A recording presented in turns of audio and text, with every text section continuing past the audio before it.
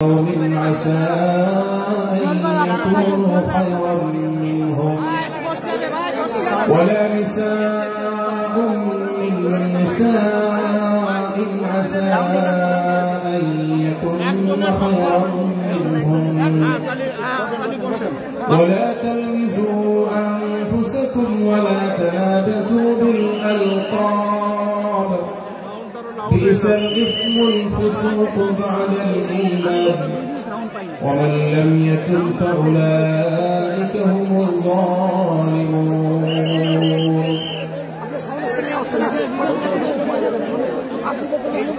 Abdul foundation কর্তৃক আয়োজিত আজকের এই ঐতিহাসিক মাহফিলের সম্মানিত সভাপতি ওয়াজিবুল ইহতিরাম সম্মানিত উলামায়ে কেরাম, দূর দূরান্ত থেকে আগত, দেশের প্রত্যন্ত অঞ্চল থেকে আসা আমার প্রাণ প্রিয় দিনদরদী ভাইয়েরা এবং পর্দার আড়াল থেকে যে সমস্ত মা বোনরা আমাদের শুনছেন, সে সকল মা বোনেরা, আল্লাহ রাব্বুল আলামিন আমাদেরকে কোরআনে কারীম থেকে, নবী করিম সাল্লাল্লাহু আলাইহি ওয়াসাল্লামের হাদিস থেকে গুরুত্বপূর্ণ বক্তব্য শোনার জন্য আজ আব্দুল সকিনা মেডিকেল কলেজ হসপিটালে এই বিশাল মাঠে সমবেত হওয়ার তৌফিক দিয়েছেন। সেজন্য রব্বে কারীমের কাছে আমরা শুকরিয়া জানাই, আলহামদুলিল্লাহ। সম্মানিত উপস্থিতি, এই বিশাল বড় জনসমাগম, এই বিশাল বড় ওয়াজ মাহফিল, এই মাহফিলের শৃঙ্খলা রক্ষা করার জন্য এবং মাহফিলটিকে সুচারুরূপে শেষ পর্যন্ত সমাপ্ত করবার জন্য আমাদের প্রত্যেকের সহযোগিতা প্রয়োজন। আমরা অনেকেই বেশ নীরবে নিঃশব্দে আলোচনা শুনছি, আবার এর মধ্যে আশপাশ থেকে বিভিন্ন আওয়াজ শোনা যাচ্ছে। আমি আপনাদেরকে বিনীতভাবে অনুরোধ করতে চাই, সবাই নীরবতা অবলম্বন করুন এবং সবাই শৃঙ্খলা মেনটেন করে চলুন। আমরা কিছুটা অসুবিধা অনুভব করছি, হয়তো অনেকে দেখতে পাচ্ছি না, কিন্তু বিশাল বড় মনিটর আছে, অনেকগুলো মনিটর, এলইডি মনিটর রাখা আছে। অতএব আমরা যদি একটু ধৈর্য ধারণ করি, মনোযোগ দিয়ে কথা শুনি, তাহলে সেটা আমাদের উপকারে আসবে ইনশাআল্লাহ। আজকের এই মাহফিলে আসার আমাদের যে মূল উদ্দেশ্য, কোরআন এবং হাদিস থেকে আলো গ্রহণ করা, আমাদের জীবনকে কোরআনের আলোতে আলোকিত করা, আল্লাহ এবং তার রাসূল সাল্লাল্লাহু আলাইহি ওয়াসাল্লামের আদর্শে আমাদেরকে আদর্শবান হিসেবে গড়ে তোলা। আমরা সে আদর্শের সঠিক শিক্ষা গ্রহণ করবার প্রয়োজনে প্রত্যেকে ধৈর্য ধারণ করি, সবর করি এবং যে সমস্ত অসুবিধাগুলো আমাদের হচ্ছে, অনেকে দেখতে পাচ্ছেন না, সে অসুবিধাগুলো আজকের এই মাহফিলটি, এই মাহফিল প্রথম মাহফিল। ইনশাআল্লাহ কর্তৃপক্ষ পরবর্তীতে এই মাহফিল যখন আয়োজন করবে, আমরা আশা করব তারা এবারের ভুলগুলো শুধরে নিয়ে পরবর্তীতে দর্শকদের কোনো অসুবিধা যেন না হয়, সেই দিকটি তারা বিবেচনা করবে। আমি আপনাদেরকে ধৈর্য ধারণ করার অনুরোধ করছি, আপনারা সবাই সবর করে, ধৈর্য ধারণ করে নীরবে নিঃশব্দে আলোচনা শুনুন। আল্লাহ আমাদের সবাইকে তৌফিক দান করুন। আমাদের আশেপাশে যারা কথা বলছেন, যারা শব্দ করছেন, সেই সমস্ত ভাইদেরকে আশপাশে ভাইরা অনুরোধ করে, অনুনয় বিনয় করে, শক্ত ভাষায় নয়, কোমলতার সাথে, বিনম্রতার সাথে অনুরোধ করে তাদেরকে আমরা করজোর করে, অনুরোধ করে, রিকোয়েস্ট করে তাদেরকে আমরা নীরব করি, নিঃশব্দ করি এবং নীরবে ওয়াজ এবং আলোচনা শোনার পরিবেশ যেন তারা করেন, সেজন্য তাদেরকে সহযোগিতা করি। মাশাআল্লাহ, অনেকখানি নিস্তব্ধ হয়েছে, বাকি যে আওয়াজ হচ্ছে সেটাও আমরা বন্ধ করার চেষ্টা করি। কোরআনের মজলিসে, কোরআনের আলোচনার মজলিসে যদি বিশৃঙ্খলা করা হয়, আলোচনা করা হয়, কথাবার্তা বলা হয়, অন্যকে শুনতে অসুবিধা সৃষ্টি করা হয়, তাহলে সেটা আলাদা একটা গুনাহের কাজ, যেটা ওয়াজের প্যান্ডেলে বসে এই গুনাহের কাজ কোন অবস্থাতে আমরা করতে পারি না। সেজন্য আমরা আশা করব শেষ পর্যন্ত ইনশাআল্লাহ আজকে এই 3 দিন ব্যাপী তাফসীর কোরআন মাহফিলের শেষ দিন, একবারে শেষ মুহূর্ত পর্যন্ত আমরা নীরব নিস্তব্ধ হয়ে আলোচনা শুনব। সারা দেশে যত শত সহস্র মাহফিল হচ্ছে, আজকের এই মাহফিল নানা কারণে অনন্য এবং একটা বিশেষ দৃষ্টান্ত স্থাপন করেছে। আজকের এই মাহফিলের অন্যতম বৈশিষ্ট্য হল যে এই মাহফিলে গতানুগতিক মাহফিলগুলোর মতো গভীর রাত পর্যন্ত আলোচনা হয় না। এটি একটি ভালো দিক এবং একটি আদর্শ মাহফিলের অন্যতম পূর্ব শর্ত।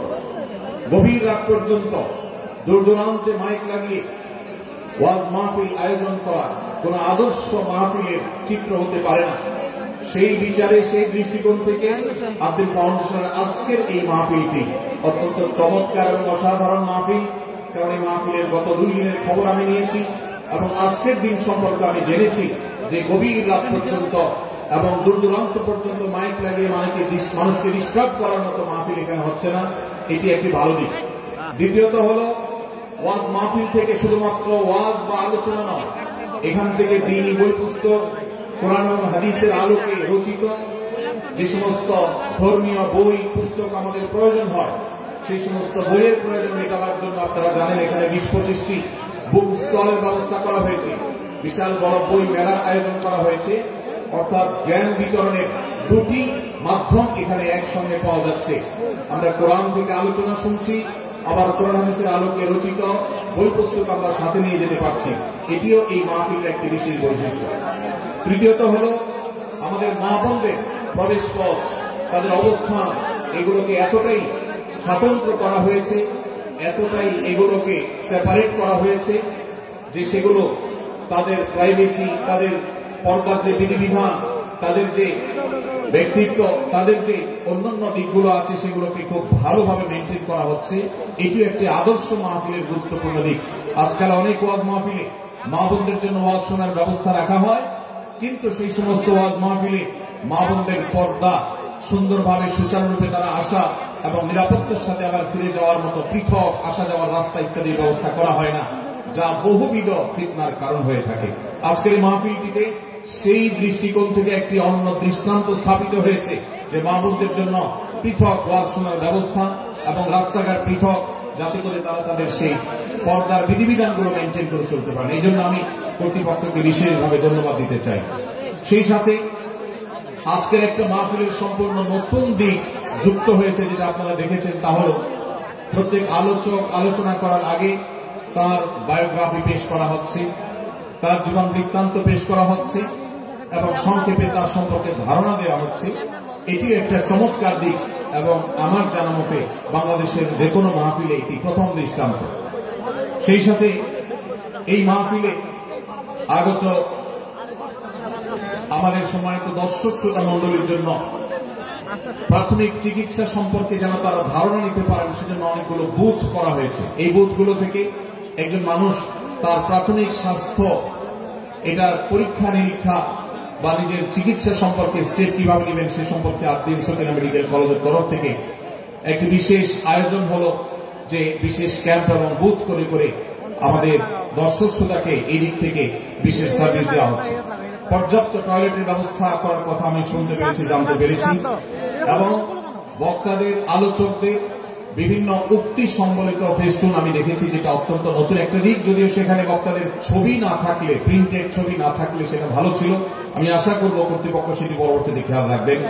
সেই সাথে আমি একটি বিশেষ অনুরোধ তাদেরকে করেছি, তা হলো এই 3 দিন ব্যাপী তাফসীর কোরআন মাহফিলে আলোচকগণ কোরআন এবং হাদিস থেকে যে সমস্ত আলোচনা বক্তব্য পেশ করেছেন এবং করবেন, তার সবগুলো সামারি একটি স্মারক গ্রন্থ আকারে যদি প্রকাশ করা হয়, একটি স্মারক পুস্তিকা আকারে প্রকাশ করার পর যদি বিতরণ করা হয়, তাহলে মাহফিলটি হারিয়ে যাবে না, মাহফিলটি আমাদের ঘরে ঘরে থেকে যাবে, আমাদের জীবনকে আলোকিত করবে। আমি আশা করব ওয়াজ মাহফিল, যেটি এই দেশের সবচেয়ে প্রাচীনতম কালচারের অন্যতম, এদেশের সবচেয়ে শক্তিশালী সংস্কৃতির অন্যতম হলো ওয়াজ মাহফিল। এই ওয়াজ মাহফিলগুলো আদর্শ ওয়াজ মাহফিলে পরিণত হবে। এই ওয়াজ মাহফিলগুলো মানুষের বিরক্তির কারণ হবে না। শহর এলাকায় রাত বিরাতে গভীর রাত পর্যন্ত দূর দূরান্তে মাইক লাগিয়ে মানুষের দুর্ভোগ সৃষ্টির কারণ হবে না। উচ্চ শব্দ দিয়ে মানুষকে বিরক্ত করার কারণ হবে না মাহফিলগুলো। আমরা যদি আদর্শ ওয়াজ মাহফিলের দৃষ্টান্ত স্থাপন করতে পারি, তাহলে এই দেশ কোরআনের আলোয় আলোকিত হবে, হাদিসের আলোকে আলোকিত হবে, আমাদের ঘরগুলো আলোকিত হবে দ্বীনের নূর এবং আলো দ্বারা। আল্লাহ রাব্বুল আলামিন আমাদের সবাইকে কোরআন এবং হাদিসের আলো থেকে আলোকিত হওয়ার তৌফিক দান করুন। আজকের এই মাহফিলে আমরা যেরকম সবাই সমবেত হয়েছি, মাশাআল্লাহ, চরম নীরব নিস্তব্ধ পরিবেশে সবাই পিনপতন নীরব হয়ে এই মুহূর্তে কথা শুনছি। আমি আশা করব শেষ মুহূর্ত পর্যন্ত আমরা এই অবস্থা বজায় রাখবো। আরশে আজিমের মালিকের কাছে ফরিয়াদ করি, হে আল্লাহ, হে আরশের মালিক, আপনি আমাদের সবাইকে এখানে যেরকম একত্রিত হওয়ার তৌফিক দিয়েছেন, জান্নাতুল ফেরদাউসের আঙিনায় প্রিয় হাবিব মুহাম্মদ মুস্তাফা সাল্লাল্লাহু আলাইহি সাল্লামের সাথে আমাদেরকে এরকম একত্র হওয়ার, সমবেত হওয়ার তৌফিক দান করুন, বলুন আমিন। সম্মানিত ভাইরা, আমি আপনাদের সম্মুখে কোরআনে কারীমের গুরুত্বপূর্ণ একটি সূরা, সূরা হুজুরাতের একটি আয়াত তেলাওয়াত করেছি। সূরা হুজুরাতের 7টি বিশেষ সামারি আপনাদের সামনে আমি তুলে ধরতে চাই। এই সূরা বিশেষ তাৎপর্য, এই সূরার যে বিশেষ বার্তা, আজ বাংলাদেশের যে সমাজ বাস্তবতা রয়েছে, সেই সমাজ বাস্তবতায় সূরাতুল হুজুরাত প্রতিটি ঘরে ঘরে প্রত্যেক মুসলমানকে বারবার পাঠ করা, পুনর্পাঠ করা প্রয়োজন। আমার রব, আমার আল্লাহ যদি আমাকে শক্তি সামর্থ্য দিতেন, আমি আমার দেশের প্রত্যেক মুসলিম ভাইকে বোনকে হাত জোড় করে, অনুরোধ করে, অনুনয় বিনয় করে সূরাতুল হুজুরাতের শুরু থেকে শেষ পর্যন্ত যে 18টি আয়াত রয়েছে, এই 18 আয়াতে ঐতিহাসিক যে 7টি বিশেষ বার্তা রয়েছে, সে বার্তাগুলো গ্রহণ করবার উদ্দেশ্যে বারবার অর্থ সহকারে সূরাতুল হুজুরাত বুঝে বুঝে পড়া, এর তাফসীর দেখা, এই সামারিকে বারবার জানার জন্য আমি অনুরোধ করতাম। আল্লাহ তাআলা আমাদের সবাইকে সূরাতুল হুজুরাত এর আলো দ্বারায় সবাইকে আলোকিত হওয়ার তৌফিক দান করুন।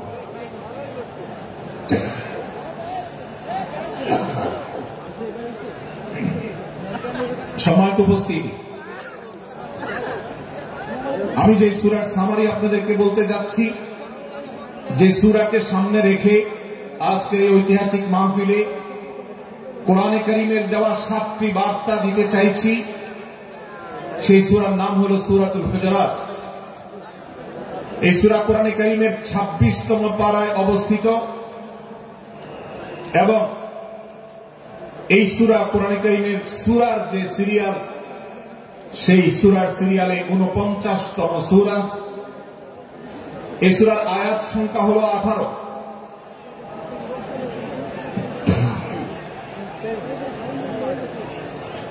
এই সূরার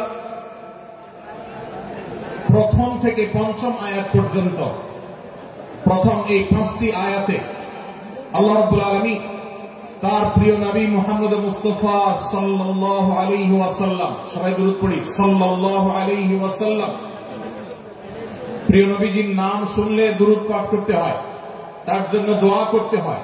কারণ আল্লাহর হাবিব সাল্লাল্লাহু আলাইহি ওয়াসাল্লাম তার সমগ্র জীবনকে যে কষ্টের মধ্যে পার করেছেন, তার সমগ্র জীবনকে উৎসর্গ করেছেন তা আপনার আমার হেদায়েতের জন্য, গোটা বিশ্ব মানবতার মুক্তির প্রয়োজনে। যিনি তার জীবনকে, যৌবনকে শেষ করে দিয়েছেন, তার সমগ্র জীবনে কখনো ভোগ, উপভোগ, এটিকে কখনো তিনি প্রশ্রয় দেননি, প্রাধান্য দেননি। দিনাতিপাত করেছেন অত্যন্ত কষ্টের সাথে, শত সহস্র বাধার সম্মুখীন হয়েছেন, শুধুমাত্র কিয়ামত পর্যন্ত আগত সকল মুসলিম নরনারীর কাছে যেন কোরআনের বার্তা পৌঁছে যায়, সবাই যেন হেদায়েত প্রাপ্ত হয়ে যায়, সবাই যেন মুক্তি প্রাপ্ত হয়ে যায়, সবাই যেন জান্নাতি হয়ে যায়, সবাই যেন জাহান্নাম থেকে মুক্তি লাভ করে, এই উদ্দেশ্যে তার সমগ্র জীবনকে তিনি উৎসর্গ করেছেন। আমাদের হেদায়েতের জন্য, আমাদের কল্যাণের পথে আহ্বানের জন্য, আমাদের জান্নাতে নেওয়ার জন্য, যার সমগ্র জীবনে কখনো ভোগ উপভোগকে প্রশ্রয় দেননি, কষ্টে নিপতিত হয়েছেন। তিনি চাইলে মক্কার রাজত্ব করতে পারতেন, তিনি চাইলে মক্কার সবচেয়ে ভোগী মানুষ হতে পারতেন, কিন্তু সেটা না করে তিনি যে ত্যাগের দৃষ্টান্ত স্থাপন করেছেন, প্রিয় নবী মুহাম্মদ সাল্লাল্লাহু আলাইহি সাল্লামের সেই অবদানের স্বীকৃতি স্বরূপ আমরা তার নাম যখনই শুনব সাল্লাল্লাহু আলাইহি সাল্লাম বলে, তার প্রতি আল্লাহর রহমত যেন অনুগ্রহ যেন নাজিল হয় সেজন্য দোয়া করব। আল্লাহ তাআলা তার হাবিবকে রহমত এমনিতেই দান করবেন, আপনি আর আমি তার জন্য রহমতের দোয়া করার মধ্য দিয়ে আমরা সৌভাগ্যবান মানুষের কাতারে শামিল হতে পারবো। তো আমি যেটি বলছিলাম, সূরাতুল হুজুরাতের 1 থেকে 5 নম্বর আয়াত পর্যন্ত এই 5টি আয়াতে আল্লাহ রাব্বুল আলামিন প্রিয় নবী সাল্লাল্লাহু আলাইহি ওয়াসাল্লামের সাথে আদব এবং শিষ্টাচারের শিক্ষা দিয়েছেন মানব জাতিকে। এবং আল্লাহ রাব্বুল আলামিন ঈমানদারদেরকে পরম মায়ার সাথে ডেকে ইয়া আইয়ুহাল্লাযীনা আমানু, হে ঈমানদারগণ, এই ডাকে আল্লাহ তাআলা ডেকে বলেছেন লা তুকাদ্দিমু বাইনা ইয়াদাইল্লাহি ওয়া রাসূলিহি, তোমরা আল্লাহ এবং তার রাসূলের সামনে আগ বেড়ে কোনো কথা বলবে না, আগ বেড়ে কোনো কাজ করবে না। একজন ঈমানদার, একজন মুসলমান তার এই শিষ্টাচারের শিক্ষা তার জীবনে ধারণ করতে হবে। যখনই আল্লাহ কোনো কথা বলেছেন, আল্লাহ রাসূল সাল্লাল্লাহু আলাইহি ওয়াসাল্লাম কোনো কথা বলেছেন, এটি নিশ্চিত হতে পারবো আমরা, তখন একজন ঈমানদার আর কখনো সেটার উপর কোনো কথা বলবে না, আগ বেড়ে কোনো কিছু করবে না, কোন প্রকার সীমা লঙ্ঘন করবে না। আল্লাহ রাসূল, আল্লাহ বলেছেন, আল্লাহ রাসূল বলেছেন, এটি শোনার পর সে তার আপদ মস্তককে সারেন্ডার করবে, সে নিজেকে আত্মসমর্পণ করবে। এরপর তার কোন যুক্তিকে, কোন বুদ্ধিকে, তার কোন মতামতকে সে সেখানে আর দাঁড় করাবার চেষ্টা করবে না। এটা একজন শিষ্টাচার বিশিষ্ট ঈমানদারের বৈশিষ্ট্য। কোরআন এই শিক্ষা আমাদেরকে দিয়েছে। ভাইরা আমার, এই শিক্ষাকে ধারণ করে আমরা যারা নিজেদেরকে মুসলমান দাবি করছি, আমাদের সম্মানীয় যারা আছেন, আল্লাহকে যেরকম আমরা সম্মান করি, আল্লাহ রাসূলকে যেরকম সম্মান করি, ঠিক একইভাবে আমাদেরকে যে সমস্ত মানুষগুলোকে সম্মান করার নির্দেশ করা হয়েছে, উলামা ইকরাম রয়েছেন, আমাদের বাবা মা, বয়সে বড়, শিক্ষিত, এবং যারা আমাদের শিক্ষক বৃন্দ আছেন, এভাবে যারা আমাদের সম্মানের পাত্র আছেন, সে মানুষগুলোর সামনে আগ বেড়ে যেন কোনো কিছু না করি। সে আগ বাড়াটা কথার ক্ষেত্রে হতে পারে, চলার ক্ষেত্রে হতে পারে, আচরণের ক্ষেত্রে হতে পারে। এই শিষ্টাচারের শিক্ষা সূরা হুজুরাতের প্রথম আয়াতে আমাদেরকে দেওয়া হয়েছে। প্রিয় ভাইরা আমার, আমাদের সমাজে আজ যে সমস্ত ভালো গুণের দুর্ভিক্ষ চলছে, ক্রাইসিস চলছে, অভাব চলছে, এর মধ্যে অন্যতম হলো আজ শিষ্টাচারের অভাব। আমাদের সমাজের চতুর্দিকে আপনি দেখতে পাবেন, পরিলক্ষিত আমার। আর সেজন্য সূরা হুজুরাতের এই শিষ্টাচারের শিক্ষা আমাদের জীবনে খুবই গুরুত্বপূর্ণ। আমরা যখনই কোনো সম্মানীয় ব্যক্তির কাছে আমরা থাকব, তাদের কথার উপরে কথা বলা, তাদের সাথে তর্ক করা, তাদের আর সামনে আগ বেড়ে কথা বলা, এমনকি তারা যখন চলবেন তাদের সামনে সামনে হাঁটা, এই সবগুলো কোরআনের এই শিষ্টাচারের যে শিক্ষা আছে এর পরিপন্থী। প্রিয় নবী সাল্লাল্লাহু আলাইহি সাল্লামের সময়কার একটি ঘটনা, এক ব্যক্তি তার বাবার সাথে হেঁটে যাচ্ছিলেন, বোঝা যাচ্ছিল না যে তাদের মধ্যে বাবাকে সন্তানকে। অনেক সময় বাপ সন্তানের বাহ্যিক ভাবে দেখে বোঝা যায় না, এরকম কোন কোন ক্ষেত্রে হয়। জিজ্ঞেস করা হলো তাদেরকে, তোমাদের মধ্যে বাবাকে সন্তানকে? বলা হলো যে অমুক বাবা, অমুক সন্তান। তখন নির্দেশনা দেওয়া হলো যে সন্তান তার হাঁটা এবং চলার মধ্য দিয়ে এই বিনয়ের প্রকাশ ঘটাতে হবে, আনুগত্যের প্রকাশ ঘটাতে হবে, সম্মান এবং শ্রদ্ধার প্রদর্শন করতে হবে, যার মধ্য দিয়ে বোঝা যায় যে কে সন্তান আর কে বাবা। এর জন্য জিজ্ঞেস করতে না হয়। আজ আমাদের যারা তরুণ আছি, আমরা যুবক আছি, আমরা অনেকেই পশ্চিমা সংস্কৃতি দ্বারা প্রভাবিত হয়ে আমরা শিষ্টাচারের এই গণ্ডি এবং সীমানা পার হয়ে চলে গেছি। কোরআন আমাদেরকে শিষ্টাচারের শিক্ষা দিচ্ছে যে আমরা সিনিয়রদের সামনে বিনয়ের সাথে আচরণ করব, তাদের সামনে সামনে চলা থেকে বিরত থাকব, যথাসম্ভব তাদেরকে অনুসরণ করার চেষ্টা করব, তাদের সাথে কথা হবে, তাদের আগ বেড়ে কথা হবে না, তাদের কোনো জিজ্ঞাসা থাকলে সেটা উত্তর হবে বিনয়ের সাথে। এই শিষ্টাচারের শিক্ষা আমাদেরকে দেওয়া হয়েছে।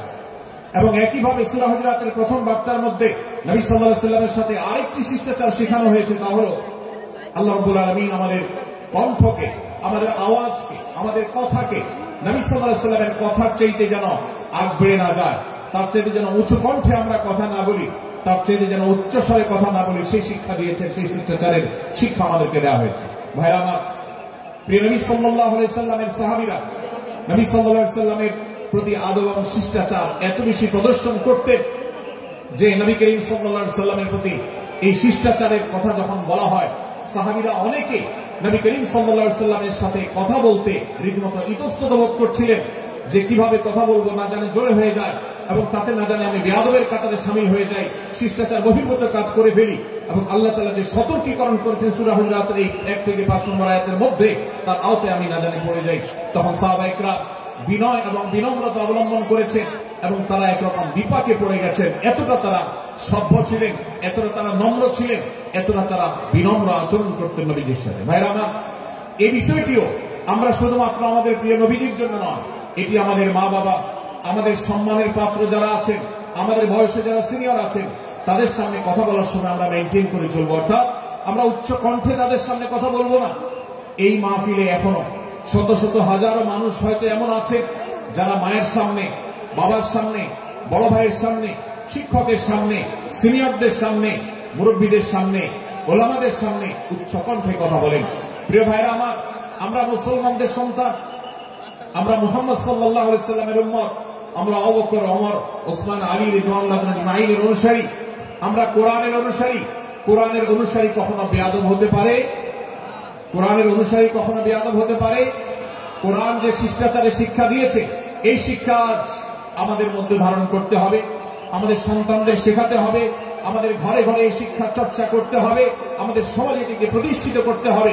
পশ্চিমা সংস্কৃতির যে ছোবল, সে ছোবল আমাদের সন্তানদেরকে আজকাল অনেক ক্ষেত্রে বেয়াদবে পরিণত করছে, তাদের অনেক সময় শিষ্টাচার থেকে বের করে দিচ্ছে।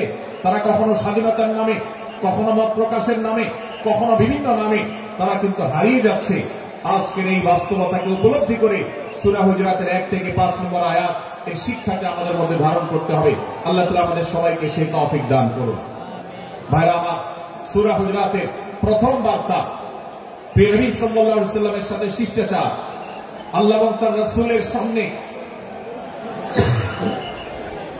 আল্লাহ এবং তার রাসূলের সামনে আগ বেড়ে কোনো কথা না বলা, আগ বেড়ে কোনো আচরণ না করা, এটা তার প্রতি শিষ্টাচারের অংশ।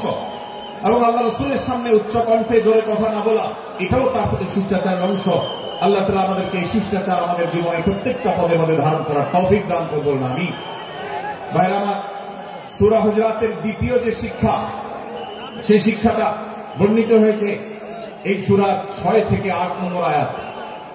6 থেকে 8 নম্বর এই আয়াতের মধ্যে আল্লাহ রাব্বুল আলামিন আমাদেরকে দ্বিতীয় শিক্ষা দিয়েছে, ঈমানদার কখনো কোন কথা বলার আগে সেই কথা সত্য কিনা, বাস্তব কিনা সেটি যাচাই বাছাই না করে বলবে না।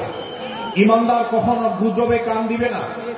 ঈমানদার কখনো শোনা কথার উপর ভিত্তি করে কোনো সিদ্ধান্ত গ্রহণ করবে না। এই শিক্ষাটাও আজকের বাস্তবতার আলোকে আমাদের সমাজের জন্য অত্যন্ত গুরুত্বপূর্ণ এবং প্রয়োজনীয়। প্রিয় ভাইরা আমার, আমাদের চতুর্পাশে যদি আমরা তাকাই, আমরা দেখতে পাবো সোশ্যাল মিডিয়াতে, ফেসবুকে আজকাল কোন তথ্য উপাত্ত পেলে সেটার পরখ করা ছাড়া, যাচাই বাছাই করা ছাড়া, সত্য অসত্য নিরূপণ করা ছাড়া আমরা অনেকে সেটার প্রচার প্রচারণা নেমে যাই। আমরা অনেকে সেটা শেয়ার দেওয়া শুরু করে দিই। আমরা অনেকে এটার উপর ভিত্তি করে অনেককে নিন্দা বন্ধ করা শুরু করে দিই। এমনকি আজ আমরা যেই জায়গায় দাঁড়িয়ে আছি, বাংলাদেশের যে সামাজিক বাস্তবতা, সেই বাস্তবতার আলোকে বলা যায় অনেক সময় অনেক ব্যক্তিকে সমাজে মিডিয়ার মাধ্যমে নানাভাবে হয়রানি করে তাকে খারাপ মানুষ হিসাবে, কালপিট হিসাবে দেখানো হয়, অথচ তার দোষ, যে সমস্ত দোষের কথা তাকে বলা হয়, যে সমস্ত দোষে তাকে দোষী বানানো হয়, সে সমস্ত দোষ থেকে তিনি শত সহস্র এবং পবিত্র এবং পরিচ্ছন্ন। ভাইরা আমার, আজকের এই বাস্তবতা আমাদেরকে বিশেষ করে লক্ষ্য রাখতে হবে যে আমরা যেই কোনো মূল্যে, যেই কোনো ভাবে যেন কোন প্রকার গুজবে কান না দেই, আমরা যেন গুজব থেকে বেঁচে থাকি। আল্লাহ তাআলা আমাদেরকে তৌফিক দান করুন। ভাই, এদিকে অনেক বেশি বাঁশির আওয়াজ শোনা যাচ্ছে। স্বেচ্ছাসেবকরা বাঁশির আওয়াজ দেওয়া ছাড়া আপনারা ভলান্টিয়ারি করুন। এত বেশি বাঁশির আওয়াজ আসছে যে কথা বলা কঠিন হয়ে যাচ্ছে। অনুগ্রহ করে বাঁশির আওয়াজ কম করে আপনারা ভলান্টিয়ারি করুন। এখনো অনেক বাঁশির আওয়াজ শোনা যাচ্ছে, বাঁশির আওয়াজগুলো বন্ধ করুন। মাশাআল্লাহ, এখন বন্ধ হয়েছে। আমরা মেহেরবানি করে বাম পাশে থেকে কিছুটা আওয়াজ পাচ্ছি, একটু নীরব নিস্তব্ধ হওয়ার জন্য অনুরোধ করছি। একটু নীরব নিস্তব্ধ না হলে কথা বলা যাবে না। অনুগ্রহ করে আমরা একটু সহযোগিতা করি এবং সবাই নীরব থাকি। ভলান্টিয়াররা অপ্রয়োজনে বাঁশির আওয়াজ দিবেন না, অপ্রয়োজনে বাঁশির আওয়াজ দিবেন না। আমাদের দেশে শব্দ দূষণ, শব্দ সন্ত্রাস, এটা এই দেশের কমন কালচার হয়ে গেছে। রাস্তায় যাবেন, প্রয়োজনে অপ্রয়োজনে গাড়ির হর্ন বাজাবে, যে কোনো প্রোগ্রামে যাবেন প্রয়োজনে অপ্রয়োজনে বাঁশি বাজানো হবে। কদিন আগে 31st নাইট গেছে, আপনারা দেখেছেন। এত প্রচারণা, এত সতর্কীকরণের পরেও, আইন শৃঙ্খলা রক্ষাকারী বাহিনী এত সতর্ক থাকার পরেও আপনারা দেখেছেন এক শ্রেণীর বুদ্ধি প্রতিবন্ধীরা তারা 31st নাইট উদযাপনের নামে শব্দ সন্ত্রাস করেছে। শত শত হাজার মানুষের কষ্টের কারণ হয়েছে। প্রিয় ভাইরা আমার, ধর্ম হোক আর রাজনীতি, বিনোদন হোক আর আনন্দ হোক, যেই কোনো নামে যদি শব্দ সন্ত্রাস সৃষ্টি করে বা অতিরিক্ত শব্দ দূষণ করে, শব্দ সৃষ্টি করে মানুষকে অতিষ্ঠ করার কারণ হয়, সেটা কোন সভ্য সমাজের দৃশ্য হতে পারে না। আমরা সেই ইসলামের অনুসারী যে ইসলামে আমাদের প্রিয় নবী সাল্লাল্লাহু আলাইহি ওয়াসাল্লাম মসজিদে নববীতে তার একান্ত পরিবেশের মধ্যে এক সাহাবী জোরে কোরআন তেলাওয়াত করছিলেন। তিনি তাকে বলছিলেন, তুমি কোন বধির রবকে শোনাচ্ছ না, তোমার রব সবকিছু শুনতে পান, অতএব তুমি তোমার এই উচ্চ কণ্ঠের তেলাওয়াত দিয়ে আশপাশের মানুষের ডিস্টার্বের কারণ হবে না। আমরা সেই ইসলামের অনুসারী, অতএব ওয়াজ মাহফিলের মাধ্যমেও যাতে কোনো মানুষ অতিষ্ঠ না হয়, মাইক ব্যবস্থাপনা সেভাবে করাটা মাহফিল কর্তৃপক্ষের যেমন কর্তব্য, ঠিক একইভাবে রাজনৈতিক সভা সমাবেশের নামে কিংবা বিয়ে বিনোদনের নামে যদি শব্দ সন্ত্রাস করা হয়, শব্দ দূষণ করা হয়, অতিরিক্ত শব্দ এর মাধ্যমে যদি মানুষকে অতিষ্ঠ করা হয়, তাহলে সেটি কখনো কোনো সভ্য সমাজের কাজ হতে পারে না। প্রিয় ভাইরা, এই জন্য আপনারা যারা তরুণ আছেন বয়সে, আপনাদেরকে আমি অনুরোধ করতে চাই, বিবাহ অনুষ্ঠানকে কেন্দ্র করে, আকিকাকে কেন্দ্র করে, নানা অনুষ্ঠানকে কেন্দ্র করে যে শব্দ সন্ত্রাস আমাদের দেশে হয়, এটি আমাদেরকে থামাতে হবে ইনশাআল্লাহ। আমরা যদি সবাই সজাগ হয়ে যাই, আমরা যদি সবাই সতর্ক হই, সচেতন হই, ইনশাআল্লাহ এই যে শব্দ দিয়ে মানুষকে কষ্ট দেওয়ার অপসংস্কৃতি, বিশেষ করে ভিনদেশী যে অপসংস্কৃতি আমদানি করা হয়েছে, এই অত্যাচার এদেশে থামাতে হবে ইনশাআল্লাহ। আল্লাহ আমাদের সবাইকে তৌফিক দান করুন। ভাইরা আমার, আমরা আমাদের আশেপাশে কোন তরুণরা যদি এরকম শব্দ করে, গান বাজিয়ে অন্য মানুষকে অতিষ্ঠ করে, ঈদের সময় দেখা যায় বিশেষ করে সে সমস্ত যুবকদেরকে কাউন্সিলিং করতে হবে, তাদেরকে বোঝাতে হবে যে তোমার আনন্দ কখনো আরেকজনের বেদনার কারণ হতে পারে না। বহু হার্টের রোগী আছেন, বহু অসুস্থ মানুষ আছেন, বহু ছোট শিশু আছে যাদের কষ্টের কারণ হয়। বিধায় আমরা কখনো আমাদের শব্দ দিয়ে কাউকে কষ্ট হতে দিব না। আল্লাহ আমাদের সবাইকে তৌফিক দান করুন। মাশাআল্লাহ, অনেকটা নীরব নিস্তব্ধ হয়েছে। আমি যে জায়গাতে ছিলাম আমরা সেখানে ফিরে যাই। সূরা হুজুরাতের দ্বিতীয় শিক্ষার কথা বলছিলাম ভাইরা। 6 থেকে 8 নম্বর আয়াত যদি আপনি পাঠ করেন সূরা হুজুরাতের, আপনি দেখতে পাবেন সেখানে আল্লাহ রাব্বুল আলামিন ঈমানদারদেরকে যেই কোনো সংবাদ, যে কোনো তথ্য, বিশেষ করে অনির্ভরযোগ্য সূত্র থেকে যখন পাবে, ফাসিক থেকে যখন শুনবে, যার ভিতরে আল্লাহর ভয় নাই সেরকম মানুষ থেকে যখন পাবে, সেই সংবাদ তথ্য উপাত্ত যাচাই করা ছাড়া সেই সংবাদ যেন বলে না বেড়ায়। আপনি শহরে যান কিংবা গ্রামে, শিক্ষিত দেখুন কিংবা অশিক্ষিত, সর্বশ্রেণীর মানুষের মধ্যে আজ এই ব্যাধি দেখতে পাবেন চরমাকার ধারণ করেছে। কারোর ব্যাপারে কোন নেগেটিভ কথা শুনেছেন, কোন মন্দ কথা শুনেছেন, সে কথার প্রচারণা শুরু করে দেন। সেটা কি সঠিক কিনা, সেটা কি সত্য কিনা, সেটা কি যথার্থ কিনা, সেটা কোনো প্রপাগান্ডা কিনা, সেটা কোনো মিথ্যাচার কিনা, সেটা কোনো গুজব কিনা, এটা যাচাই করার প্রয়োজন অনুভব করে না।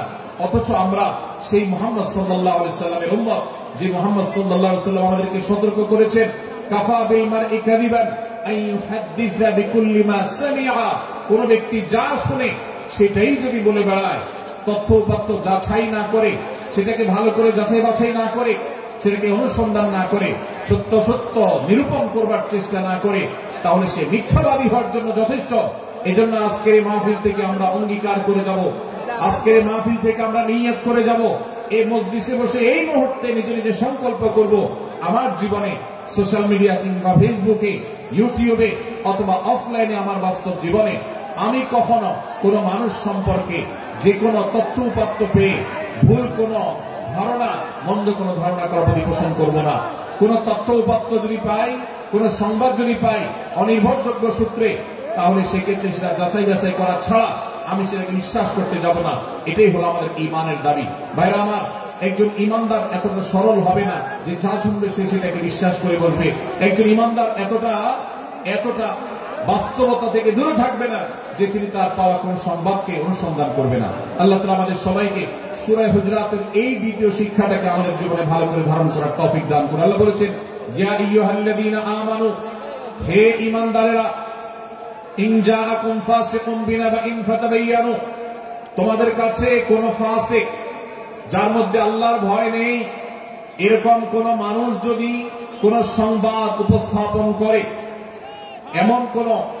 এমনকি গণমাধ্যমেও যদি কোন সংবাদ প্রচারিত হয়, সংবাদদাতার মধ্যে যদি আল্লাহর ভয় না থাকে, সে যদি টাকার বিনিময়ে কারোর চরিত্র হনন করতে পারে, সে যদি অ্যাডভার্টাইজ পেয়ে কোন কোম্পানির হয়ে দালালি করতে গিয়ে অন্য কারোর বিরুদ্ধে কোন মিথ্যাচার করে, সে যদি বিদেশিদের এজেন্ডা বাস্তবায়ন করতে গিয়ে আলেম সমাজের চরিত্রকে কলঙ্কিত করে, কোন ভালো মানুষকে দোষী হিসাবে সাব্যস্ত করে, আল্লাহ তাআলা আমাদেরকে সতর্ক করেছেন, ফাতাবায়ানু, সেই সংবাদ সত্য কিনা আমাদেরকে যাচাই করতে হবে। আনতুসিবু কওমান বিজাহালাহ ফাতুসবিহু আলা মা ফাআলতুম নাদিমিন।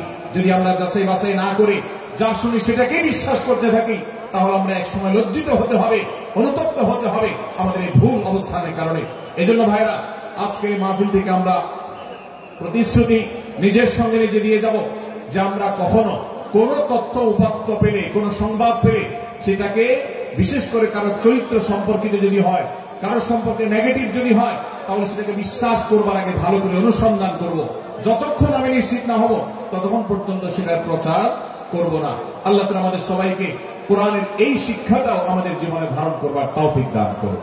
ভাইরা আমার, তৃতীয় যে শিক্ষা সূরা হুজুরাতের, সেটি হলো আল্লাহ রাব্বুল আলামিন সূরা হুজুরাতের 9 এবং 10 নম্বর আয়াতে ঈমানদারদের মধ্যে যদি কখনো মতভিন্নতা, মতপার্থক্য, এটা যদি মারামারিতে পরিণত হয়, ঈমানদারদের মধ্যে যদি কখনো দুই পক্ষ গন্ডগোল এবং ফাসাদের মধ্যে লিপ্ত হয়ে যাওয়ার মতো দৃশ্যের অবতারণা হয়, তাহলে আমরা যেন আমাদের মুসলমান ভাইদের ঘর পোড়ার মধ্যে আলু পোড়া দিতে না যাই।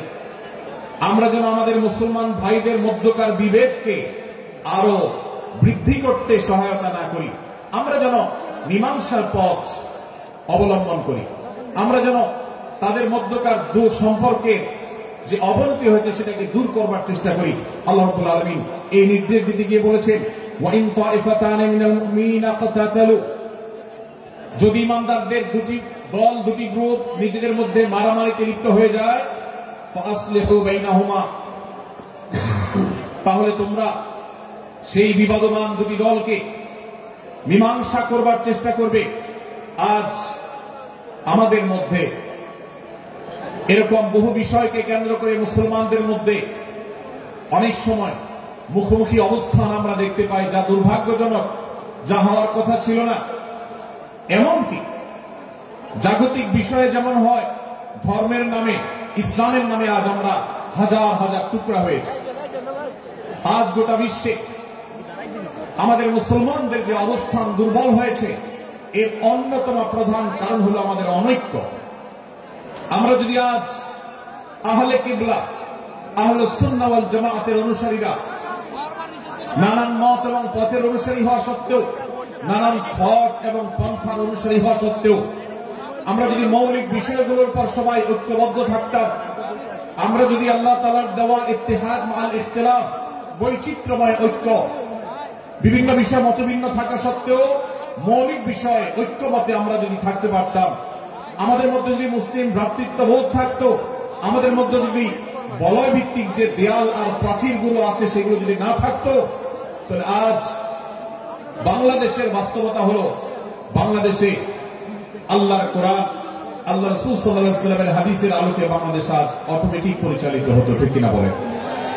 আমরা যদি আজ ঐক্যবদ্ধ থাকতাম, তাহলে এদেশে হাতে গোনা যাবে এরকম স্বল্প সংখ্যক নাস্তিকেরা ইসলাম এবং মুসলমানদের শত্রুরা তারা আমাদেরকে নিয়ে তারা আজ যে খেলা খেলছে, আমাদেরকে যে তারা শাসন করছে, আমাদেরকে যে তারা তাদের অধীনস্থ করে রাখছে, আমাদের উপরে যে আজ ভিনদেশি কালচার চাপিয়ে দিচ্ছে, আমাদের উপরে তারা যে আজ কর্তৃত্ব করছে, আমাদেরকে আজ টুকরা টুকরা করছে, এই দুঃসাহস তারা কোনোদিন দেখাতে পারত না যদি আমরা ঐক্যবদ্ধ থাকতাম।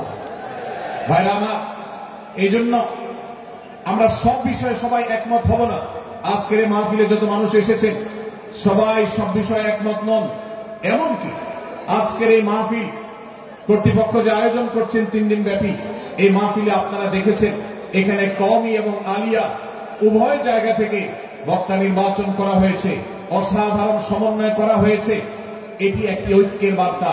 আমরা আশা করব মাঠ পর্যায়ে আমরা যারা কাজ করব, আমরা প্রত্যেকে আমাদের অন্য মতের, ভিন্ন মতের যে সমস্ত মুসলমান ভাইরা আছেন, তার সাথে আপনার কোনো থটগত মত পার্থক্য থাকতে পারে, চিন্তাগত কোনো ভিন্ন মত থাকতে পারে, কিন্তু দিন শেষে তিনি আপনার মুসলমান ভাই। তার আল্লাহ আর আপনার আল্লাহ এক, তার রাসূল এবং আপনার রাসূল এক, তার কিবলা এবং আপনার কিবলা এক, তার কোরআন আর আপনার কোরআন এক, তার নামাজ আর আপনার নামাজ এক, তার রোজা আর আপনার রোজা এক, তার যাকাত এবং আপনার যাকাত এক, তার সাথে আপনার মোটা এবং মৌলিক বিষয়ে কোনো মত পার্থক্য নাই। অতএব ছোটখাটো বিষয়কে কেন্দ্র করে আপনি যদি তাকে আপনার প্রতিপক্ষ মনে করেন, আপনি যদি তাকে আপনার শত্রু মনে করেন, এটা হবে আপনার ইসলামের জন্য, আপনার জন্য, এদেশের মুসলমানদের জন্য সবচেয়ে বড় ভুল। ভাইরা আমার, হারদুই হযরত আশরাফ আলী থানভী রহমাতুল্লাহ আলাইহির সর্বশেষ খলিফা আবুল হক সাহেব রহমাতুল্লাহ আলাইহি বলতেন, दीन के हर काम करने वालों को रफीक समझो, फरीक न समझो। যারাই আল্লাহর দ্বীনকে বুলন্দ করবার জন্য, যারাই আল্লাহর দ্বীনকে সেবা দেওয়ার জন্য, খেদমত করার জন্য কাজ করছে, তার পদ্ধতি তোমার থেকে ভিন্নতর হতে পারে। তাকে তুমি তোমার বন্ধু মনে করো, সহযাত্রী মনে করো, পথযাত্রী মনে করো, সহযোদ্ধা মনে করো, তোমার প্রতিপক্ষ মনে করবে না। প্রিয় ভাইরা আমার, আজ বাংলাদেশে ইসলাম যতটা পিছিয়ে আছে তার প্রধান কারণ হলো আমাদের অনৈক্য।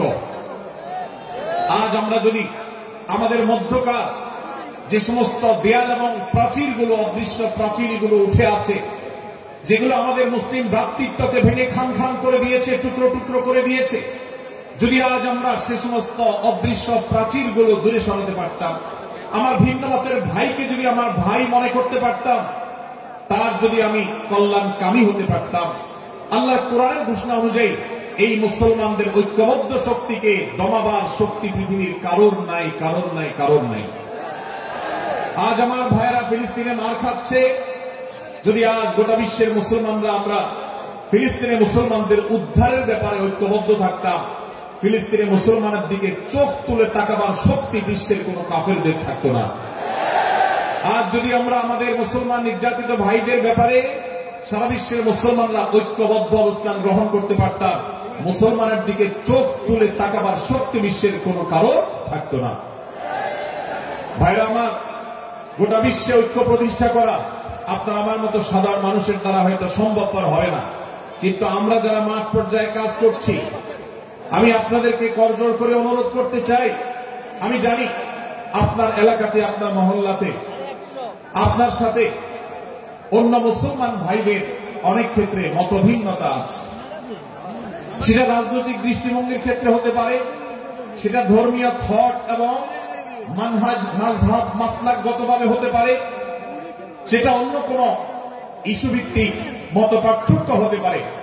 আল্লাহর জন্য, আল্লাহর ওয়াস্তে, আল্লাহর ওই আয়াতকে মেনে আমল করার চেষ্টা করি আমরা। আল্লাহ বলেছেন, ওয়া'তাসিমু বিহাবলিল্লাহি জামিআন ওয়া লা তাফাররাকু, তোমরা আল্লাহর রশিকে সবাই ঐক্যবদ্ধভাবে আঁকড়ে করে ধরো, ঐক্যবদ্ধভাবে আল্লাহর রশিকে আঁকড়ে ধরো, তোমরা পরস্পর বিচ্ছিন্ন হয়ে যেও না।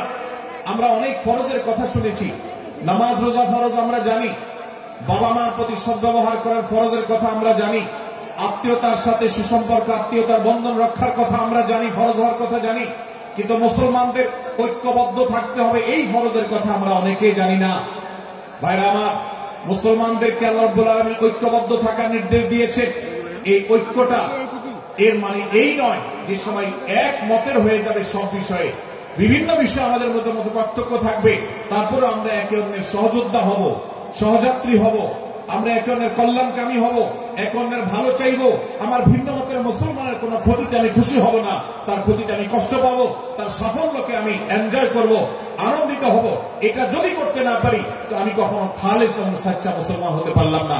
আল্লাহ তাআলা আমাদের অন্তরগুলোকে উদার করে দিন, ব্রড করে দিন, প্রশস্ত করে দিন, বড় করে দিন, উম্মার ঐক্যের প্রয়াসী হওয়ার তৌফিক দান করুন। আমি ভাইরা আমার, আমরা মহল্লায় মহল্লা, এলাকায় এলাকায়, মসজিদে মসজিদে, আমাদের নিজস্ব বলয়ে, নিজস্ব অঙ্গনে আমরা চেষ্টা করব ভিন্ন ভিন্ন মতের মুসলিম ভাইকেও আমার ভাই হিসাবে আঁকড়ে ধরার, আপন করা।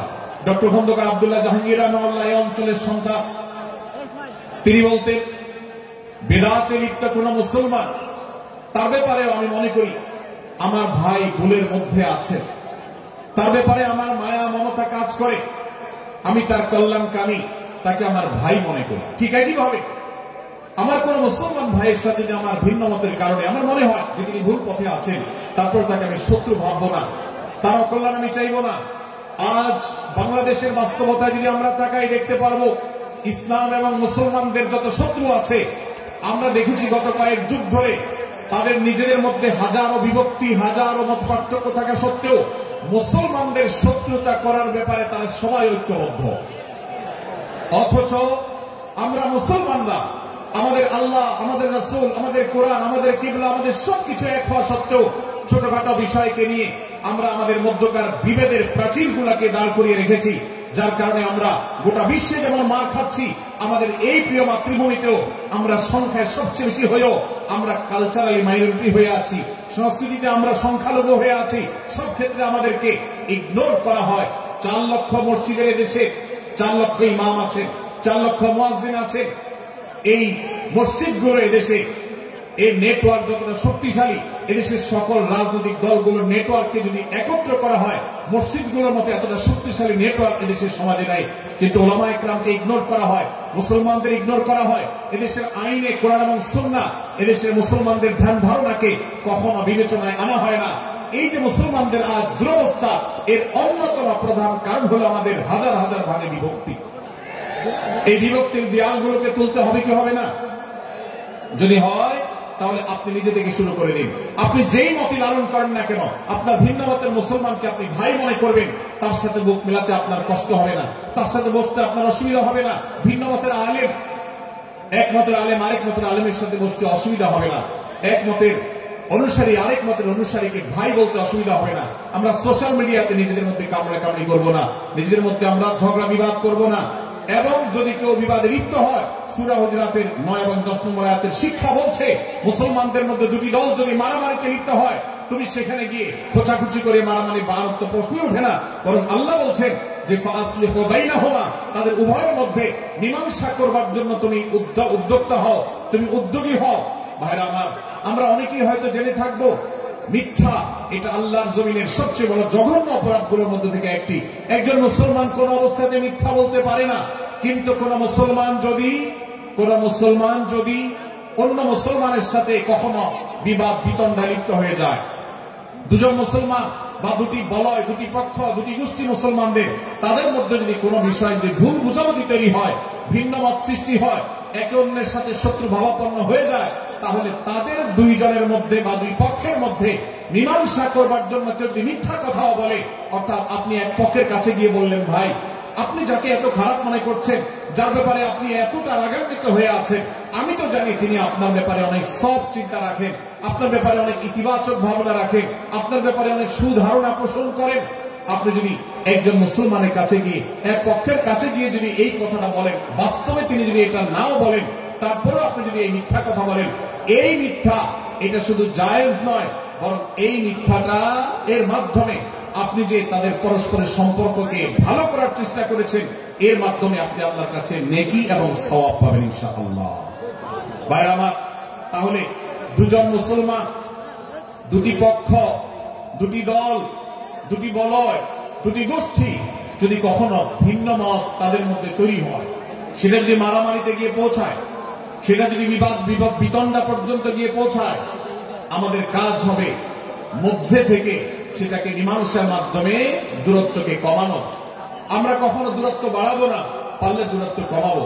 ডক্টর খন্দকার আব্দুল্লাহ জাহাঙ্গীর রহমতুল্লাহ একটা কথা বলতেন, মুসলমানদের বাড়িতে যে আগুন লেগেছে, বিভেদের আগুন, মতবিরোধের আগুন, মত পার্থক্য, এটা মতবিরোধে যে পৌঁছে গেছে, এই আগুন তিনি বলতেন আমি নিভাবার মতো শক্তি আমার নাই, এত পাওয়ার নাই যে বহুদা বিভক্ত মুসলমানদেরকে আমি ঐক্যবদ্ধ করে ফেলবো, এত শক্তি আমার হাতে নেই। কিন্তু একটা শক্তি আমার কাছে আছে ভাই, সেটা হলো যে বিবাদমান মুসলমানদের মধ্যে বিবাদ যেন আর না বাড়ে, বিবাদের যে আগুন লেগেছে সে আগুনে যেন আর ঘি ঢালা না হয়, কেরোসিন ঢালা না হয়, সেজন্য আমি ভূমিকা রাখতে পারি। আমি আপনাদেরকে বিনয়ের সাথে অনুরোধ করতে চাই, যত বিষয় নিয়ে আমাদের মুসলমানদের পরস্পরের মত পার্থক্য আছে, হতে পারে সেটা মাসআলা নিয়ে, হতে পারে সেটা রাজনৈতিক অবস্থানকে কেন্দ্র করে, হতে পারে অন্য কোন বিষয়কে কেন্দ্র করে, আল্লাহর ওয়াস্তে আপনি বিভেদ মিটাতে পারেন আর না পারেন, বিভেদ যেন না বাড়ে সেজন্য আপনি অবস্থান গ্রহণ করবেন।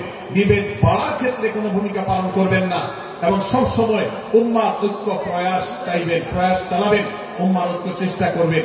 আল্লাহর কাছে আপনি যে দোয়াগুলো করেন এর মধ্যে একটা দোয়া যেন এটাও থাকে, হে আল্লাহ আমরা বহুদা বিভক্ত হয়ে গেছি, আমরা টুকরা টুকরা হয়ে গেছি, যার কারণে তোমার ভাষ্য অনুযায়ী ফতশালু ওয়া তাযহাবা রিহুকুম, আজ আমাদের শক্তি শেষ হয়ে গেছে, আমরা দুর্বল হয়ে গেছি। আজ বাংলাদেশের বাস্তবতা যদি আমরা বলি, যে দেশে 90-95 ভাগ মানুষ মুসলমান, সে দেশে আজ হাতে গোনা কিছু নাস্তিক, কিছু ইসলাম বিদ্বেষী, মুসলমান বিদ্বেষীরা, তারা আমাদেরকে আজ উঠা বসা করায়, তারা আমাদের আইন নির্ধারণ করে, তারা আমাদের শাসক নির্ধারণ করে, তারা আমাদের সব বিষয়গুলোকে নির্ধারণ করে দেয়। আমাদের সন্তানরা পাঠ্যপুস্তকে কি পড়বে সেটাও ইসলাম বিদ্বেষীরাই ঠিক করে দেয়। ভাই আমার, এই অবস্থার যদি পরিবর্তন চাই তাহলে আমাদের মধ্যকার দূরত্বগুলো কমাতে হবে। এই জন্য আপনার দোয়ার মধ্যে আল্লাহর কাছে নিবেদন করুন, আল্লাহ আপনি আমাদের মধ্যকার বিভেদগুলো কমিয়ে দিন, আল্লাহ আমাদের ওলামাদেরকে ঐক্যবদ্ধ করে দিন, আল্লাহ আমাদেরকে ইত্তেহাদ মাল ইখতিলাফ, বৈচিত্র্যময় ঐক্য, মতভিন্ন থাকা সত্ত্বেও মৌলিক বিষয় ঐক্যবদ্ধ হওয়ার তৌফিক দান করুন। সীসাডলা প্রাচীরের মতো আমাদেরকে কাঁধে কাঁধ মিলিয়ে আল্লাহ এবং তার রাসূল সাল্লাল্লাহু আলাইহি ওয়াসাল্লামের আদেশ নিষেধকে ব্যক্তি, সমাজ, পরিবার, রাষ্ট্রের সর্বত্র বাস্তবায়নের জন্য কাজ করার তৌফিক দান করুন। আমরা আমাদের দোয়ার মধ্যে মুসলমানদের ঐক্যের জন্য দোয়া করবো তো ইনশাআল্লাহ, আল্লাহ তাআলা আমাদেরকে সেই তৌফিক দান করুন। ভাইরা আমার, তাহলে সূরা হুজুরাতের তৃতীয় শিক্ষা বলছিলাম 9 থেকে 10 নম্বর আয়াতে আল্লাহ রাব্বুল আলামিন মুসলমানদের মধ্যে যদি কখনো বিবাদ, বিতণ্ডা, মারামারি, হানাহানি সৃষ্টি হয় তাহলে সেটিকে মীমাংসা করবার কথা বলেছেন। অতএব যদি কোনো স্বামী স্ত্রীর মধ্যেও কখনো মনোমালিন্য তৈরি হয়, আপনার যদি সেখানে ভূমিকা রাখবার সুযোগ থাকে, আপনি চেষ্টা করবেন উভয়ের মধ্যে দূরত্বটা কমাবার জন্য।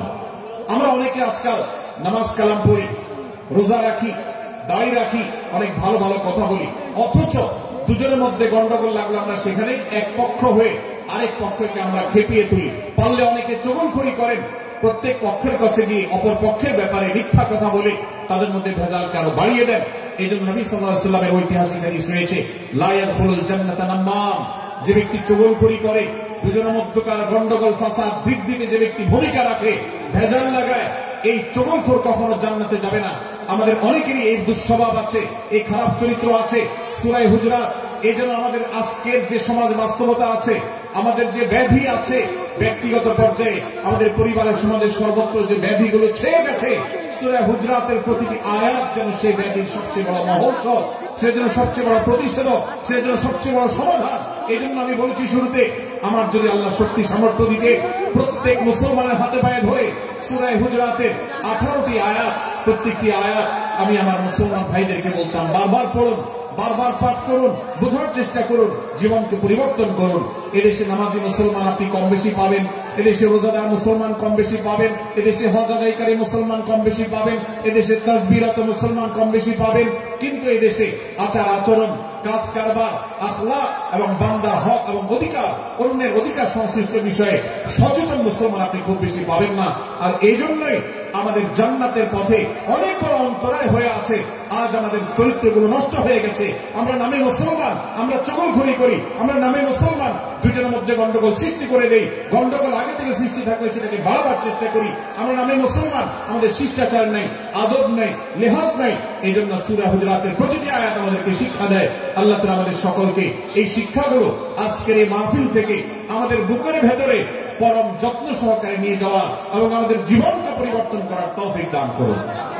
ভাইরা আমার, তৃতীয় এই শিক্ষাটি শেষ করে আমি বলতে চাচ্ছি, চতুর্থ আয়াতে আল্লাহ রাব্বুল আলামিন আমাদেরকে বলেছেন আমরা যেন কেউ কাউকে নিয়ে বিদ্রূপ না করি, ব্যঙ্গ না করি, কেউ কাউকে যেন বাজে নামে না ডাকি, কেউ যেন কাউকে খোঁচাখুচি না করি, কেউ যেন কারোর নাম বিকৃত করে তাকে না ডাকি। ভাইরা আমার, এই আয়াতটা আমি শুরুতে তেলাওয়াত করেছি। আল্লাহ বলেছেন ইয়া আইয়ুহাল্লাযীনা আমানু লা ইয়াসখার কওমুন মিন কওমিন আসা আন ইয়াকুনু খায়রাম মিনহুম। হে ঈমানদারেরা, হে মুসলমানেরা, তোমাদের কেউ যেন অন্য কারোর নাম ধরে অন্য কাউকে ব্যঙ্গ বিদ্রূপ ঠাট্টা না করে। আমরা একে অন্যকে নিয়ে ঠাট্টা করি কি করি না? বিদ্রূপ করার রোগ আমাদের মধ্যে আছে না নাই? ভাইরা আমার, জাগতিক বিষয় তো আছেই, এমনকি দুর্ভাগ্যজনক বাস্তবতা হলো ধর্মের নামে, ইসলামের নামে একদল মুসলমান অপর দল মুসলমানকে নিয়ে হাসি, ব্যঙ্গ, বিদ্রূপ, রাসাহাসি এবং নাম বিকৃত করা এবং খোঁচাখুচি করা, এই কাজগুলো আমাদের মধ্যে আছে না নাই? আমরা যারা ইসলামের খেদমত মনে করে আমার ভিন্ন মতের ভিন্ন দলের মুসলমানকে খোঁচাখুচি করি, আমরা যারা আল্লাহর খেদমত মনে করে, ইসলামের সেবা মনে করে, দাওয়াতের কাজ মনে করে, ইসলাম প্রচার মনে করে ভিন্ন মতের অন্য দলের মুসলমানকে নিয়ে ব্যঙ্গ বিদ্রূপ আর হাসাহাসি করি, তাদেরকে সোশ্যাল মিডিয়াতে, অনলাইনে, অফলাইনে তুচ্ছ-তাচ্ছিল্য করি, আল্লাহর শপথ করে বলছি এটা ইসলামের সেবা নয়, এটা হলো প্রবৃত্তির পূজা, এটা হলো আপনার নফসের পূজা, এটা হলো আপনার প্রবৃত্তির গোলামি করা, এটা আল্লাহর গোলামি নয়, এটা ইসলামের খেদমত নয়, এটা ইসলামের 12টা বাজানো। ভাইরা আমার, কোন অবস্থাতে একজন মুসলমান অন্য মুসলমানকে নিয়ে ব্যঙ্গ বিদ্রূপ করতে পারে না। আমার মুসলমান ভাই যদি কোনো ভুল কথা বলে, ভুল কাজ করে, আমি যথাযথ নিয়মে তাকে সংশোধনের চেষ্টা করব, সমালোচনা করার দরকার হলে সেটাও করব, কিন্তু হাসাহাসি নয়, বিদ্রূপ নয়, ব্যঙ্গ করা নয়। আজ আমাদের তরুণদের মধ্যে এটা একটা আর্টে পরিণত হয়েছে। আপনারা রোস্টিং ভিডিওর কথা কম বেশি সবাই জেনে থাকবে। রোস্টিং ভিডিওর কথা আপনারা জানেন কি জানেন না? ভাইরা আমার, রোস্টিং ভিডিও নামটা দেখেন, অর্থাৎ কাউকে রোস্ট করা। আমরা মুরগি রোস্ট করার কথা জানি, এখন মানুষ রোস্ট করার সিস্টেম শুরু হয়েছে। একজন মানুষের কোন ভুল কিছু পেয়েছেন, অবশ্যই আপনি সমালোচনা করবেন। আপনি একজন মুসলমান হিসেবে জানতে হবে কারণ ভুলের সমালোচনার মূলনীতি আছে। মূলনীতি আছে না নেই? কোরআন এবং সুন্নাহর বাতানো যে প্রিন্সিপাল, সেটাকে লক্ষ্য করে, সেটাকে আমলে নিয়ে, সেটাকে ধরে ধরে যদি আপনি সমালোচনা না করেন, তাহলে আপনার এই সমালোচনা এটাই আপনাকে জাহান্নামে নেওয়ার কারণ হতে পারে। ভাইরা আমার, আপনি কাউকে রোস্ট করার নামে, কাউকে সমালোচনা করার নামে, হতে পারে কেউ ভুল করেছেন, কিন্তু সেটা করতে গিয়ে যদি তার অধিকার নষ্ট করেন, আপনি সীমা ছাড়িয়ে চলে যান, আপনি যদি ব্যঙ্গ বিদ্রূপ করে হারামের পর্যায়ে চলে যান, তাহলে সূরা হুজরাতের আয়াতের আলোকে আপনি কবিরা গুনাহে লিপ্ত হলেন। আমরা অনেকেই আছি যে ব্যক্তিগত পর্যায়ে এই বিদ্রূপ করাটাকে আমরা কোনো বিষয় মনে করছি। সোশ্যাল মিডিয়াতে অনেকগুলো ভিডিও ক্লিপ আছে, আপনাদের চোখে নিশ্চয়ই পড়েছে, আমার চোখে বহু পড়েছে, যে অনেক সময় দেখা যায় বিনোদনের নামে কাউকে খোঁচাখুচি করা, কাউকে অপমান করা, কাউকে হয়তো ধাক্কা দিয়ে পানিতে ফেলে দেয়া, কাউকে কষ্ট দেয়া, কাউকে হয়তো প্রতারিত করা, এটাকে আমরা এনজয় করি। অনেক ভিডিও ক্লিপে দেখা যায় এভাবে কাউকে কোনোভাবে অপমানিত করে, কাউকে কোনোভাবে ধোঁকা দিয়ে বোকা বানিয়ে আমরা এনজয় করি, আমরা হাসাহাসি করি। আমাদের রুচি নষ্ট হতে হতে আজ এই পর্যায়ে এসেছে যে এটা আমাদের এনজয়ের বিষয় হয়েছে, এটা আমাদের আনন্দের বিষয় হয়েছে। ভাইরা আমার, সূরা হুজরাতের এই আয়াত, অর্থাৎ 11 নম্বর আয়াত, এই আয়াত বলছে আমাদের জন্য কোন মুসলমানকে, কোন মানুষকে ব্যঙ্গ বিদ্রূপ করা হারাম। কোন মুসলমানকে ব্যঙ্গ বিদ্রূপ করা কি হারাম। অতএব আপনি রসিকতা করে যদি কারোর সাথে ব্যঙ্গ বিদ্রুপ করেন এবং সেটা যদি তার মনে কষ্ট হওয়ার কারণ হয়, তিনি যদি সমাজের মানসিকতায় হাওয়া প্রতিপন্ন হন, তাহলে ইসলামী শরীয়তের দৃষ্টিকোণ থেকে সারা বিশ্বের সমস্ত ওলামাদের ঐক্যমতে সেটা হারাম। আমরা চুরি করা হারাম জানি, আমরা ডাকাতি করা হারাম জানি, আমরা মাদক সেবন করা হারাম জানি, আমরা নামাজ ত্যাগ করা হারাম জানি। এই সমস্ত হারাম থেকে আমরা অনেকেই বেঁচে থাকি, কিন্তু আমি আমার মুসলমান ভাইয়ের চরিত্র হনন করছি শুধুমাত্র সাধারণ জীবনযাত্রার ক্ষেত্রে করছি তা নয়, এমনকি ধর্মের নামে, ইসলাম প্রচারের নামে, দাওয়াতের নামে আমরা আমাদের প্রতিপক্ষ মুসলমান ভাইকে নিয়ে অনেক সময় ব্যঙ্গ বিদ্রুপ করি, হাসাহাসি করি, তাকে ছোট করি, তাচ্ছিল্য করি, হেয় করি, তার সম্মানহানি করি। আমরা জানি না আমাদের প্রিয় নবী সাল্লাল্লাহু আলাইহি ওয়াসাল্লাম এর একটা হাদিস আমাদের সামনে রয়েছে, সহিহ মুসলিমে বর্ণিত হয়েছে।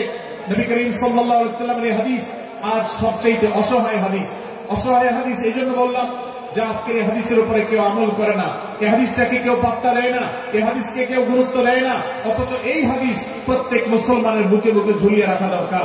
এই হাদিস আমাদের ঘরে ঘরে ঝুলানো দরকার, এই হাদিস আমাদের অফিসগুলোতে শোভা পাওয়া দরকার, এই হাদিস আমাদের জীবনে বাস্তবায়ন হওয়া দরকার। নবী করিম সাল্লাল্লাহু আলাইহি ওয়াসাল্লাম সেই হাদিস বর্ণনা করেছেন। আবু হুরায়রা রাদিয়াল্লাহু তাআলা আনহু তিনি বলেছেন, লা তাহাসাদু, লা তাহাসাদু, হে মুসলমানরা, তোমরা কেউ কাউকে কখনো হিংসা করবে না, কেউ কাউকে হিংসা করবে না। আমাদের মধ্যে হিংসা আছে না নাই? হিংসা আছে না নাই? আমরা একে অন্যকে হিংসা করি। একদল মুসলমান অন্য দল মুসলমানকে হিংসা করে, কেউ কারো ভালো দেখতে পারে না। ভাইরা আমার, আল্লাহ নবী বলেছেন, লা তাহাসাদু, তোমরা একে অন্যকে হিংসা করো না। ওয়ালা তানাজাসু, কেনা বেচা করতে গিয়ে কেউ কাউকে ধোঁকা দিও না, প্রতারণা করো না। ওয়ালা তাবাগাদু, তোমরা একে অন্যের সাথে শত্রুতা বিদ্বেষ পোষণ করবে না। ওয়ালা তাদাবারু, তোমাদের কেউ যেন কারোর পেছনে লেগে না থাকে, কাউকে অবজ্ঞা যেন না করে। ওয়ালা ইয়াবি আহাদুকুম আলা বাই'i আখি, এবং তোমাদের কেউ যেন আরেকজনের কেনাবেচার উপরে সেখানে ইন্টারফেয়ার করে সে যেন সেখানে কোন প্রকার ক্ষতিগ্রস্ত কাউকে না করে। ওয়া কুনু ইবাদাল্লাহি ইখওয়ানা, হে মুসলমানরা, তোমরা আল্লাহর বান্দা, ভাই ভাই হয়ে থাকো। তোমাদের মধ্যে মত পার্থক্য থাকুক, দলগত মত পার্থক্য, অবস্থানগত মত পার্থক্য, ধর্মগত মত পার্থক্য, মাযহাব মাসলাকগত মত পার্থক্য থাকুক, কিন্তু তোমরা আল্লাহর বান্দা, ভাই ভাই হয়ে থাকো। এক দলের মুসলমানকে আল্লাহ তাআলা ভাই ভাই হতে বলেন নাই, এক গ্রুপের মুসলমানকে আল্লাহ ভাই ভাই হতে বলেন নাই, এক দলের মুসলমানকে আল্লাহ ভাই ভাই হতে বলেন নাই, নিজ দলের মুসলমানের সাথে আল্লাহ ভাই ভাই থাকতে বলেন নাই। আল্লাহ বলেছেন সকল মুসলমানদের সাথে ভাই ভাই হয়ে থাকার জন্য, ভ্রাতৃত্বের বন্ধনে থাকার জন্য। এই জন্য আল্লাহ নবী সাল্লাল্লাহু আলাইহি ওয়াসাল্লাম সে নির্দেশ করেছেন। আল্লাহ নবী সাল্লাল্লাহু আলাইহি ওয়াসাল্লাম আরো বলেছেন, আল মুসলিমু আখুল মুসলিম, মুসলমান মুসলমানের ভাই, লা ইয়াজলিমুহু ওয়ালা ইয়াখযুলুহু, কোন মুসলমান কোন মুসলমানকে জুলুম করতে পারে না, তার আইল ঠেলতে পারে না, তার জমি দখল করতে পারে না, তার অধিকার নষ্ট করতে পারে না, তাকে কথা দিয়ে অত্যাচার করতে পারে না। ওয়ালা ইয়াখযুলুহু, তাকে অপমানিত করতে পারে না, লাঞ্ছিত করতে পারে না। ওয়ালা ইয়াকযিবুহু, তার সাথে মিথ্যা বলতে পারে না। ওয়ালা ইয়াফতিরহু, তাকে তাচ্ছিল্য করতে পারে না। আত্তাকওয়া হাহুনা, আত্তাকওয়া হাহুনা, আত্তাকওয়া হাহুনা। নবীজি তিনবার নিজের বুকের দিকে তাকিয়ে দেখিয়েছেন, তাকওয়া এখানে, তাকওয়া এখানে, তাকওয়া এখানে। আমাদের অন্তরকে ভালো করতে হবে, সমস্ত মুসলমানদের জন্য উদার হতে হবে, কলিজাকে বড় করতে হবে, মনটাকে ব্রড করতে হবে, প্রশস্ত করতে হবে, অন্য মুসলমানকে ভাই মনে করতে হবে। কোন ভিন্ন মতের মুসলমানের সাথে শত্রুতা পোষণ করা যাবে না। ভাইরা আমার, অতএব এই হাদিসকে সামনে রেখে এই হাদিসের শেষ অংশে নবী সাল্লাল্লাহু আলাইহি ওয়াসাল্লাম বলেছেন, আল মুসলিমু কুল্লুল মুসলিমি আলাল মুসলিমি হারামুন দামুহু ওয়া মালুহু ওয়া ইরদুহু। এক মুসলমানের জন্য অন্য মুসলমানের তিনটি জিনিসকে আল্লাহ তাআলা হারাম করে দিয়েছেন। কোন মুসলমানের রক্ত এটা প্রবাহিত করা, কাউকে হত্যা করা যেরকম হারাম, কোন মুসলমানের সম্পদ অন্যায়ভাবে আপনি ভোগ করবেন, দখল করবেন, মেরে দিবেন, এটা হারাম। ঠিক একইভাবে কোন মুসলমানের সম্মান নষ্ট করবেন, ইজ্জত নষ্ট করবেন, সম্মান নষ্ট করবেন, অপমান করবেন, এটাকে আল্লাহ তাআলা হারাম করেছেন। আল্লাহ তাআলা আমাদের সবাইকে অন্য মুসলমানদের ব্যাপারে এরকম দায়িত্বশীল ভূমিকা রাখার তৌফিক দান করুন, বলুন আমিন। ভাইরা আমার, সূরা হুজুরাতের 4 নম্বর আয়াতের শিক্ষাকে ধারণ করে আমরা কারোর প্রতি ব্যঙ্গাত্মক আচরণ করব না। অনেক মুসলমান আছে অন্য মুসলমানদের নাম ধরে ধরে বিদ্রুপ ব্যঙ্গ করেন, নাম বিকৃত করেন। অনেক সময় আমরা রসিকতা করেও আমাদের অনেকের নাম বিকৃত করি। আল্লাহ সুবহানাহু ওয়া তাআলা এটাকে হারাম করেছেন। এমনকি নবী সাল্লাল্লাহু আলাইহি ওয়াসাল্লাম বলেছেন, লা তাকুল লিকাসীরিন ইয়া কাসীরু, কোন খাটো বা বেটে মানুষকে হে বেটে, হে খাটো এরকম বলে ডেকো না। নবী সাল্লাল্লাহু আলাইহি ওয়াসাল্লাম বলেছেন এভাবে ডাকলে তিনি অপমানিত হন, আল্লাহ তাকে এভাবে সৃষ্টি করেছেন। আমরা অনেক সময় দেখা যায় একে অন্যকে খোঁচা মারতে গিয়ে তার গায়ের রং কালো হলে, তিনি দেখতে আকারে ছোট হলে তাকে আমরা ব্যঙ্গ করি, বিদ্রুপ করি, তাকে আমরা তাচ্ছিল্য করি, তাকে আমরা অপমান করি, তাকে আমরা অপদস্থ করি। ভাইরা আমার, এটা আমাদের জন্য হারাম। আমি আবার বলছি, চুরি হারাম আমরা জানি, ডাকাতি হারাম আমরা জানি, আমরা অন্যান্য হারামের কথা জানি, কিন্তু এই যে এক মুসলমান অন্য মুসলমানের অধিকার নষ্ট করা হারাম, এটা আমরা জানি না। এক মুসলমান অন্য মুসলমানের নাম বিকৃত করা হারাম, এটা আমরা জানি না। এই ব্যাপারে আমরা দেখেছি যে আমরা যারা ইসলামের দাওয়াতের কথা বলি, কোরআন হাদিসের কথা বলি, তারাও দেখা যায় সোশ্যাল মিডিয়াতে, ফেসবুকে একদল মুসলমান অন্য দলের মুসলমানদেরকে নানা বাজে উক্তি দিয়ে ডাকাডাকি করে, বিকৃত নামে ডাকে, বিকৃত উপাধি দেয়, খারাপ কথা বলে, অমুকের দালাল তমুকের দালাল ইত্যাদি ধারণা করে কথা বলে। এই কাজগুলো হারাম, এগুলো আমরা কখনো করব না। 5 নম্বর যে শিক্ষা আছে সূরা হুজুরাতে, সেটা হলো 12 নম্বর আয়াতে আল্লাহ রাব্বুল আলামিন এখানে কুধারণা করাকে হারাম করেছেন, মন্দ ধারণা করতে আল্লাহ তাআলা নিষেধ করেছেন, এবং গীবত করতে, পেছনে লাগতে নিষেধ করেছেন। ভাইরা আমার, এই একটি আয়াত অর্থাৎ সূরা হুজুরাতের 12 নম্বর আয়াত, এই আয়াতটি শিক্ষা ধারণ করে যদি আমরা আমাদেরকে শুধরাতে পারি, সংশোধন করতে পারি, তাহলে ইসলামের মেইন যে কাজগুলো আছে, ঈমানকে বিশুদ্ধ করা এবং শিরক মুক্ত ঈমান আনা, 5 ওয়াক্ত নামাজ পড়ার পর, বান্দার হক আদায়ের পর, এই আয়াতের পর আমল করলে আপনার জান্নাতে যাওয়ার সবচেয়ে বড় বাধা দূর হয়ে যাবে ইনশাআল্লাহ। ভাইরা আমার, যে আয়াতে আল্লাহ তাআলা আমাদেরকে কারোর প্রতি মন্দ ধারণা করতে নিষেধ করেছেন, গীবত করতে নিষেধ করেছেন, তার পেছনে লাগালাই করতে নিষেধ করেছেন, সে আয়াতে আল্লাহ রাব্বুল আলামিন বলেছেন, ইয়া আইয়ুহাল্লাযীনা আমানু ইজতানিবু কাসীরাম মিনায-যন্ন, হে ঈমানদারেরা, হে মুসলমানরা, তোমরা কারোর প্রতি ধারণা, মন্দ ধারণা তোমরা করো না, এটা থেকে বিরত থাকো। অনেক ধারণা অর্থাৎ মন্দ ধারণা, এটা গুনাহ, এটা থেকে বিরত থাকো। ইন্না বা'দায-যন্নি ইসম, কারণ কিছু কিছু ধারণা অর্থাৎ যেগুলো মানুষের সম্পর্কে কোন তথ্য উপাত্ত ছাড়া নিছক ধারণা প্রসূত মন্দ ধারণা করা হয়, সেগুলো গুনাহের কারণ, সেগুলো অপরাধের কারণ, সেগুলো কবিরা গুনাহ, সেগুলো পাপাচার, সেগুলো আল্লাহর অসন্তুষ্টির কারণ, সেগুলো আল্লাহর অবাধ্যতার কারণ। এই জন্য ভাই, কারোর প্রতি মন্দ ধারণা করা যাবে না। এক্ষেত্রে আমি জানি আমাদের ব্যক্তিগত পর্যায়ে কারোর ব্যাপারে কোনো কিছু কথা উঠেছে অথবা সামান্য একটু সন্দেহ তৈরি হয়েছে, আমরা তার চরিত্র নিয়ে টানাটানি করি। আমরা জানি না একজন মুসলমানের চরিত্রের মূল্য কত। আমার কাছে সুস্পষ্ট প্রমাণ আসার আগ পর্যন্ত কোন মুসলমানের চরিত্র নিয়ে আমার ব্লেম করবার কোন অধিকার আমার নাই। এই জন্য একজন মুসলমান কখনো কারো প্রতি কুধারণা করবে না, মন্দ ধারণা পোষণ করবে না, খারাপ ধারণা পোষণ করবে না। আল্লাহ তাআলা আমাদেরকে এমন মুসলমান সম্পর্কে খারাপ ধারণা করা থেকে বেঁচে থাকার তৌফিক দান করুন। ভাইরা আমার, কিছুটা বিশৃঙ্খলা দেখা যাচ্ছে, আমরা আপনাদেরকে বিনীতভাবে অনুরোধ করতে চাই, অনুগ্রহ করে সবাই বসে পড়ুন। যারা দাঁড়িয়ে আছেন তারা একটু বসে পড়ুন, সবাই যার যার দায়িত্বে বসে যান। আপনি আরেকজনের চিন্তা না করে আপনি একটু বসে যান। ভলান্টিয়ার ভাইরা, প্যান্ডেলের ভেতরে পেছনে কি হচ্ছে আপনারা একটু দেখুন। ডান পাশে যে সমস্ত ভাইরা আছেন, ভাইরা আপনারা আমার কথা শুনুন। ডান পাশে, আমার প্যান্ডেলের ডান পাশে যারা আছেন, আপনাদেরকে আমরা অনুরোধ করছি, ওয়াজ মাহফিলের মঞ্চে, তাফসীর কোরআন মাহফিলের প্যান্ডেলে এসে আমরা যদি বিবাদ বিতণ্ডায় লিপ্ত হই, আমরা সে বিষয়ে আলোচনা করছি, আল্লাহর ওয়াস্তে আমরা বিবাদ বিতণ্ডা বন্ধ করি। আপনারা একটু শান্ত হন, আল্লাহর জন্য একটু সবর করেন। ভাইরা আমার, এদিকে যে কিছুটা বিশৃঙ্খলা দেখা যাচ্ছে, আপনাদেরকে আমরা অনুরোধ করছি আপনারা একটু বিশৃঙ্খলা বন্ধ করুন। ভাইরা, এখানে যারা দাঁড়িয়ে আছেন সবাই বসে যান, সবাই বসে যান, সবাই বসে যান। যশোরের মানুষের দুর্নাম হোক, আপনারা কি চান? আপনারা কি চান যশোরের মানুষের দুর্নাম হোক? তাহলে আশপাশে ভাইরা ওনাদেরকে সবাইকে বসাই দেন, বসাই দেন, কাউকে দাঁড়ায় থাকতে দিবেন না। ভাই সবাই বসে, সবাই বসে যান। এখানে যারা দাঁড়িয়ে আছেন সবাই বসে, অনুগ্রহ করে সবাই ধৈর্য ধারণ করেন এবং বসে। আজকের মাহফিল সুন্দরভাবে শেষ হোক। আপনারা কি চান কি চান না? ভাই আপনারা কি চান কি চান না? যদি আপনারা চান, অনুগ্রহ করে আমার ডান পাশে যারা বিশৃঙ্খলা করছেন তারা বসে যান। আপনাদেরকে আমরা অনুরোধ করছি এখান থেকে বসে যান। আপনারা কি ডক্টর মিজানুর রহমান আজহারী সাহেবের আলোচনা শুনতে চান কি চান না? যদি চান তাহলে মেহেরবানি করে আওয়াজ বন্ধ করে পরিবেশ শান্ত করে। এখানে অল্প কিছু মানুষের মধ্যে বিশৃঙ্খলা দেখা যাচ্ছে। কোন কারণে এত বড় মাহফিল, এত মানুষের, লাখো লাখো মানুষের সমাগম, এখানে কোন কারণে ঝামেলা হতেই পারে, কিন্তু আমরা অনুগ্রহ করে ধৈর্য ধারণ করি। ধৈর্য কোথায়? সবাই বসে যায়। সবাই বসে যান, আওয়াজ বন্ধ করেন। ভলান্টিয়ার ভাইরা এদিকে বিনয়ের সাথে মানুষদেরকে বসানোর জন্য চেষ্টা করেন।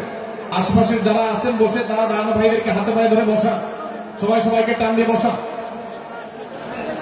ভাই এই পাশে যারা বিশৃঙ্খল আচরণ করছেন তারা আপনারা একটু বসেন।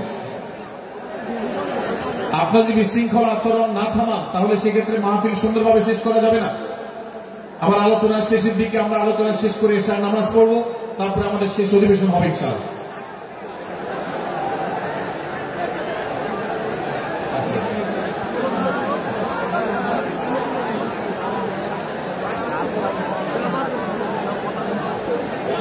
ভাই মেহেরবানি করে আপনারা শান্ত হন। আমাদের আলোচনার পর আজকের আমাদের প্রধান আকর্ষণ এবং প্রধান বক্তা ডক্টর মিজানুর রহমান আজহারী হাফিজাহুল্লাহ তিনি আসবেন, তিনি আলোচনা করবেন। তারপরে আমরা মাঠে ইনশাআল্লাহ সবাই জামাতের সাথে ইশার সালাত আদায় করব। আমি কয়েক মিনিটের মধ্যে আলোচনা শেষ করব, আপনারা মেহেরবানি করে শান্ত হন। জাযাকুমুল্লাহ খাইর। ভাইরা আমার, আমি যে জায়গাটা ছিলাম সূরা হুজরাতের 12 নম্বর আয়াতে আল্লাহ রাব্বুল আলামিন আমাদেরকে সূরা হুজরাতের পঞ্চম শিক্ষা দিয়েছেন। মুসলমানদের জন্য যা গুরুত্বপূর্ণ তা হলো আমরা কারোর প্রতি মন্দ ধারণা করব না। এই ক্ষেত্রে ডক্টর আব্দুল্লাহ জাহাঙ্গীর রহমাহুল্লাহর একটা উক্তি আমার মনে পড়ে। তিনি বলেছেন যে আজ আমাদের যারা ধর্ম চর্চা করি, আমরা যারা নিজেদেরকে প্র্যাকটিসিং মুসলমান মনে করি, আমাদের সবচেয়ে হুজুরদের সবচেয়ে পছন্দের গুনাহ হলো মন্দ ধারণা করা, অন্যের ব্যাপারে খারাপ ধারণা করা। অমুক অমুকের দালাল, তমুক তমুকের দালাল, কোন তথ্য উপাত্ত ভিত্তি প্রমাণ ছাড়া নিছক ধারণার উপর ভিত্তি করে অন্য মুসলমান ভাইকে আমি এরকম নানা তকমা দিয়ে আমরা কবিরা গুনাহে লিপ্ত হচ্ছি। আমরা এই বদ ধারণা করা, মন্দ ধারণা করা যে কবিরা গুনাহ অনেকে জানি না। অনেকের পেছনে লাগছি, অনেকের ওয়াজ শুনছি দোষ বাইর করার জন্য, স্ট্যাটাস পড়ছি ভুল বাইর করার জন্য। এই যে মানুষের পেছনে লাগা, এটা আল্লাহ তাআলা নিষেধ করেছেন, ওয়ালা তাজাসসু, তোমরা কেউ কারোর ছিদ্র অন্বেষণ করা, দোষ আবিষ্কার করার চেষ্টা করবে না, এবং ওয়ালা ইয়াত্তাবাদুকুম বাদা, কেউ কারোর গীবত শিকায়াত করবে না। এই আয়াতে আমাদেরকে কেউ কারোর পেছনে পরনিন্দা করতে নিষেধ করেছে। ইসলাম বলে আমরা মানুষের সামনে মানুষের ভুলের কথাগুলো বলবো বিনয়ের সাথে, যাতে তিনি সংশোধিত হন, আর তার পেছনে প্রশংসা করব। আমরা করি উল্টা, আমরা মানুষের সামনে এসে মানুষের প্রশংসা করি আর তার পেছনে গিয়ে তার দুর্নাম করি। ইসলামকে যদি আমরা মানতাম সমাজটা সুন্দর হয়ে যেত। আমরা যদি সামনে কারোর দোষ বলতাম তাহলে তিনি সংশোধিত হতেন, আর পেছনে যদি গুণ বলতাম তাহলে তিনি ভালো সেখান থেকে শিক্ষা গ্রহণ করতেন। সূরা হুজরাতের 6 নম্বর শিক্ষা 13 নম্বর আয়াতে আল্লাহ তাআলা বলেছেন যে আমাদের সবার গোড়া কোত্থেকে এসেছে, আমাদের গর্বের কোনো বাহ্যিক কারণ নাই তাকওয়া ছাড়া। আল্লাহ বলেছেন ইয়া আইয়ুহান নাস ইন্না খালাকনাকুম মিন যাকারিন ওয়া উনসা, হে মানুষ সকল, তোমাদেরকে আমি মানুষ, নারী এবং পুরুষ, আদম এবং হাওয়া থেকে সৃষ্টি করেছি। ওয়াজআলনাকুম শুউবান ওয়া ক্বাবাইলা লিতাআরাফু, বিভিন্ন গোত্রে তোমাদেরকে আমি বিভক্ত করেছি পরিচয় জানার জন্য, শুধুমাত্র। আর আল্লাহ বলেছেন শেষে ইন্নাল্লাহা আলিমুন খাবীর, তোমরা কি করো আল্লাহ জানে। অতএব আমাদের কারোর পর কারো কোনো শ্রেষ্ঠত্ব নেই তাকওয়া ছাড়া। আল্লাহ বলেছেন ইন্না আকরামাকুম ইনদাল্লাহি আত্তাকুম, আমাদের মধ্যে সবচেয়ে মর্যাদাবান হবে তিনি যার মধ্যে তাকওয়া সবচেয়ে বেশি হবে। আমাদের কোনো বংশগত গৌরব, কোন অঞ্চলগত গৌরব, অন্য কোন গৌরব আমাদের থাকবে না, শুধু তাকওয়ার গৌরব আমাদের থাকতে পারে। সেটাও গর্ব, নিষিদ্ধ গর্ব বা অহংকারের মতো নয়, বরং সেটা আমাদের বিনয়ের জায়গা। সর্বশেষ 7 নম্বর যে শিক্ষা সূরা হুজুরাতে রয়েছে সেটা 14 থেকে 18 নম্বর আয়াতে আল্লাহ তাআলা ঈমান এবং ইসলামের চিহ্ন উল্লেখ করেছেন। যে 6টা শিক্ষা উল্লেখ করা হয়েছে, এর আলোকে মুসলমানকে মুনাফিককে সেটা নিরূপণ হবে। এই জন্য আল্লাহ তাআলা শেষে এটি উল্লেখ করেছেন। এই 7টি শিক্ষাকে ধারণ করে আমরা আমাদেরকে ভালো মুসলমান হিসেবে গড়ে তোলার চেষ্টা করব, আমাদের জীবনকে সাজাবার চেষ্টা করব। আল্লাহ তাআলা আমাদের সবাইকে তৌফিক দান করুন। আমি আবার এক নজরে বলে শেষ করছি, সূরা হুজুরাত কোরআনে কারীমের 26তম পারা, একটি সূরা, 49 নম্বর সূরা, কোরআনের 18টি আয়াতের আছে। প্রথম থেকে 5 নম্বর আয়াত পর্যন্ত আল্লাহ রাসূলের সাথে আদব লেহাজ বজায় রাখা, শিষ্টাচার মেনটেন করা এবং সম্মানীয় ব্যক্তিদের সাথে এখান থেকে আমরা শিক্ষা নিয়ে আদব লেহাজ বজায় রাখা, তাদের সামনে আগ বেড়ে কথা না বলা, আগ বেড়ে কাজ না করা, উচ্চকণ্ঠে কথা না বলার শিক্ষা আল্লাহ দিয়েছেন। দ্বিতীয়ত, আমাদেরকে কোন সংবাদ, বিশেষ করে অনির্ভরযোগ্য তথ্যের সংবাদ শুনে আমাদেরকে কারো ব্যাপারে ধারণা করার আগে আল্লাহ তাআলা আমাদেরকে যাচাই করার শিক্ষা দিয়েছেন। আমরা যেন গুজবে, আমরা যেন ধারণা প্রসূত কোন তথ্যে আমরা যেন কান না দেই, সেই শিক্ষা আল্লাহ আমাদেরকে দিয়েছেন।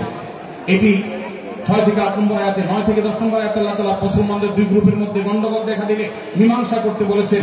এবং 4 নম্বর শিক্ষা 11 নম্বর আয়াতে বিদ্রুপ করতে নিষেধ করেছেন আল্লাহ তাআলা, কারণ নাম ধরে ব্যঙ্গ করাকে হারাম করা হয়েছে। এবং 5 নম্বর শিক্ষা 12 নম্বর আয়াতে আল্লাহ তাআলা দিয়েছেন, কারোর প্রতি মন্দ ধারণা করা যাবে না, কারোর পেছনে লাগা যাবে না, এবং কারোর মন্দ নামে কাউকে ডাকা যাবে না, কারোর সমালোচনা তার পেছনে করা যাবে না, এগুলোকে হারাম করা হয়েছে। 6 নম্বর শিক্ষা 13 নম্বর আয়াতে আল্লাহ বলেছেন, আমাদের সবার মধ্যে কারোর কোনো শ্রেষ্ঠত্ব নাই তাকওয়া ছাড়া। যার তাকওয়া যত বেশি, আল্লাহ ভীতি যত বেশি, তিনি আল্লাহর কাছে তত শ্রেষ্ঠ এবং সেরা।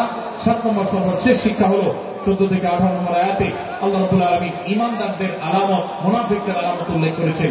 সেখান থেকে শিক্ষা নিয়ে আমরা আমাদের ঈমানকে পরখ করার চেষ্টা করব, আমাদের আমলকে পরখ করার চেষ্টা করব। আল্লাহ তাআলা আমাদেরকে সূরা হুজুরাতের আলোকে আমাদের জীবনকে গঠন করার তৌফিক দান করবেন, আমিন। আল্লাহ তাআলা আমাদের সবাইকে আজকের এই তাফসীর কোরআন মাহফিল থেকে সূরা হুজুরাতের এই 7টি শিক্ষাকে ধারণ করে ভালো মুসলমান, যে মুসলমান সম্পর্কে নবীজি বলেছেন আল মুসলিমু আখুল মুসলিম, মুসলমান মুসলমানের ভাই। যে হাদিসে নবীজি বলেছেন যে আল মুসলিমু মান সালিমাল মুসলিমুনা মিন লিসানি ওয়া ইয়াদি, মুসলমান সে যার হাত আর মুখ দ্বারা অন্য কোন মুসলমান কষ্ট পায় না, নিরাপদে থাকে।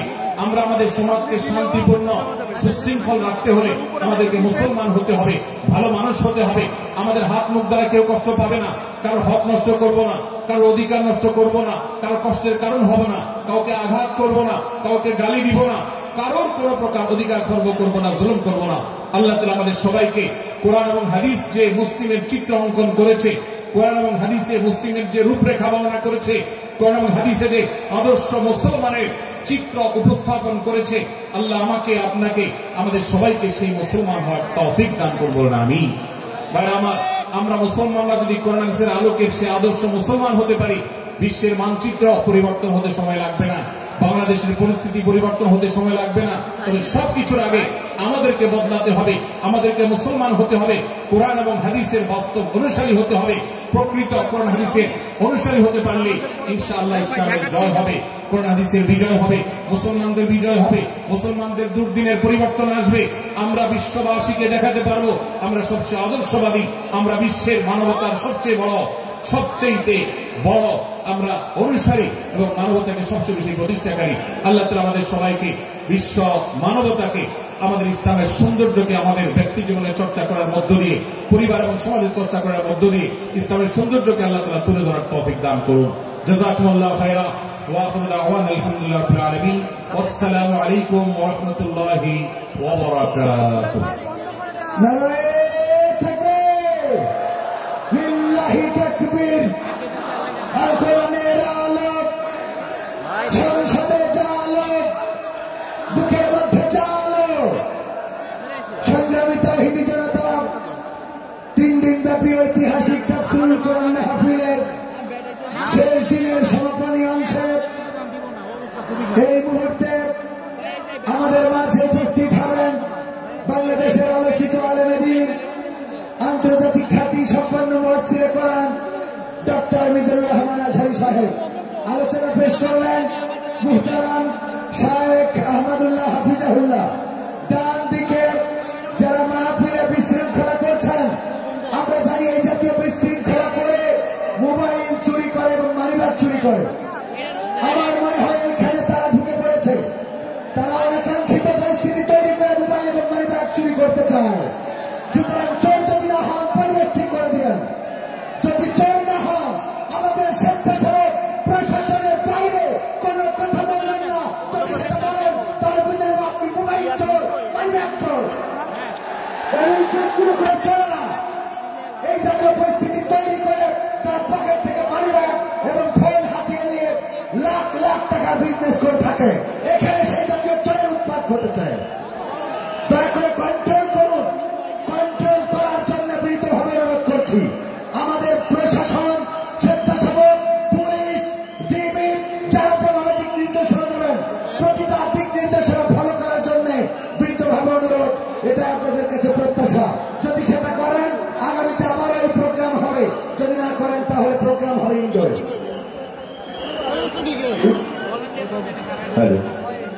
সুপ্রিয় হাজির, আমাদের প্রধান আকর্ষণ বাংলাদেশের তাফসীরুল কোরআন মাহফিলের পাঞ্জেরি তরুণ প্রজন্মের নতিজা ডক্টর মিজানুর রহমান আজহারী হাফিজুল্লাহ কিছুক্ষণের মধ্যে উপস্থিত হবেন। তার আগে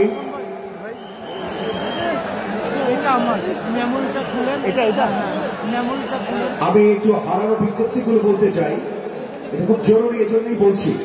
6টি বাচ্চা পাওয়া গেছে, কন্ট্রোল রুমে আছে, আমাদের এখানেই আছে, আমাদের এই ডান পাশে, স্টেজের ডান পাশে আছে। 6টি বাচ্চা পাওয়া গেছে। যাদের পাওয়া গেছে তাদের নাম আমি বলছি।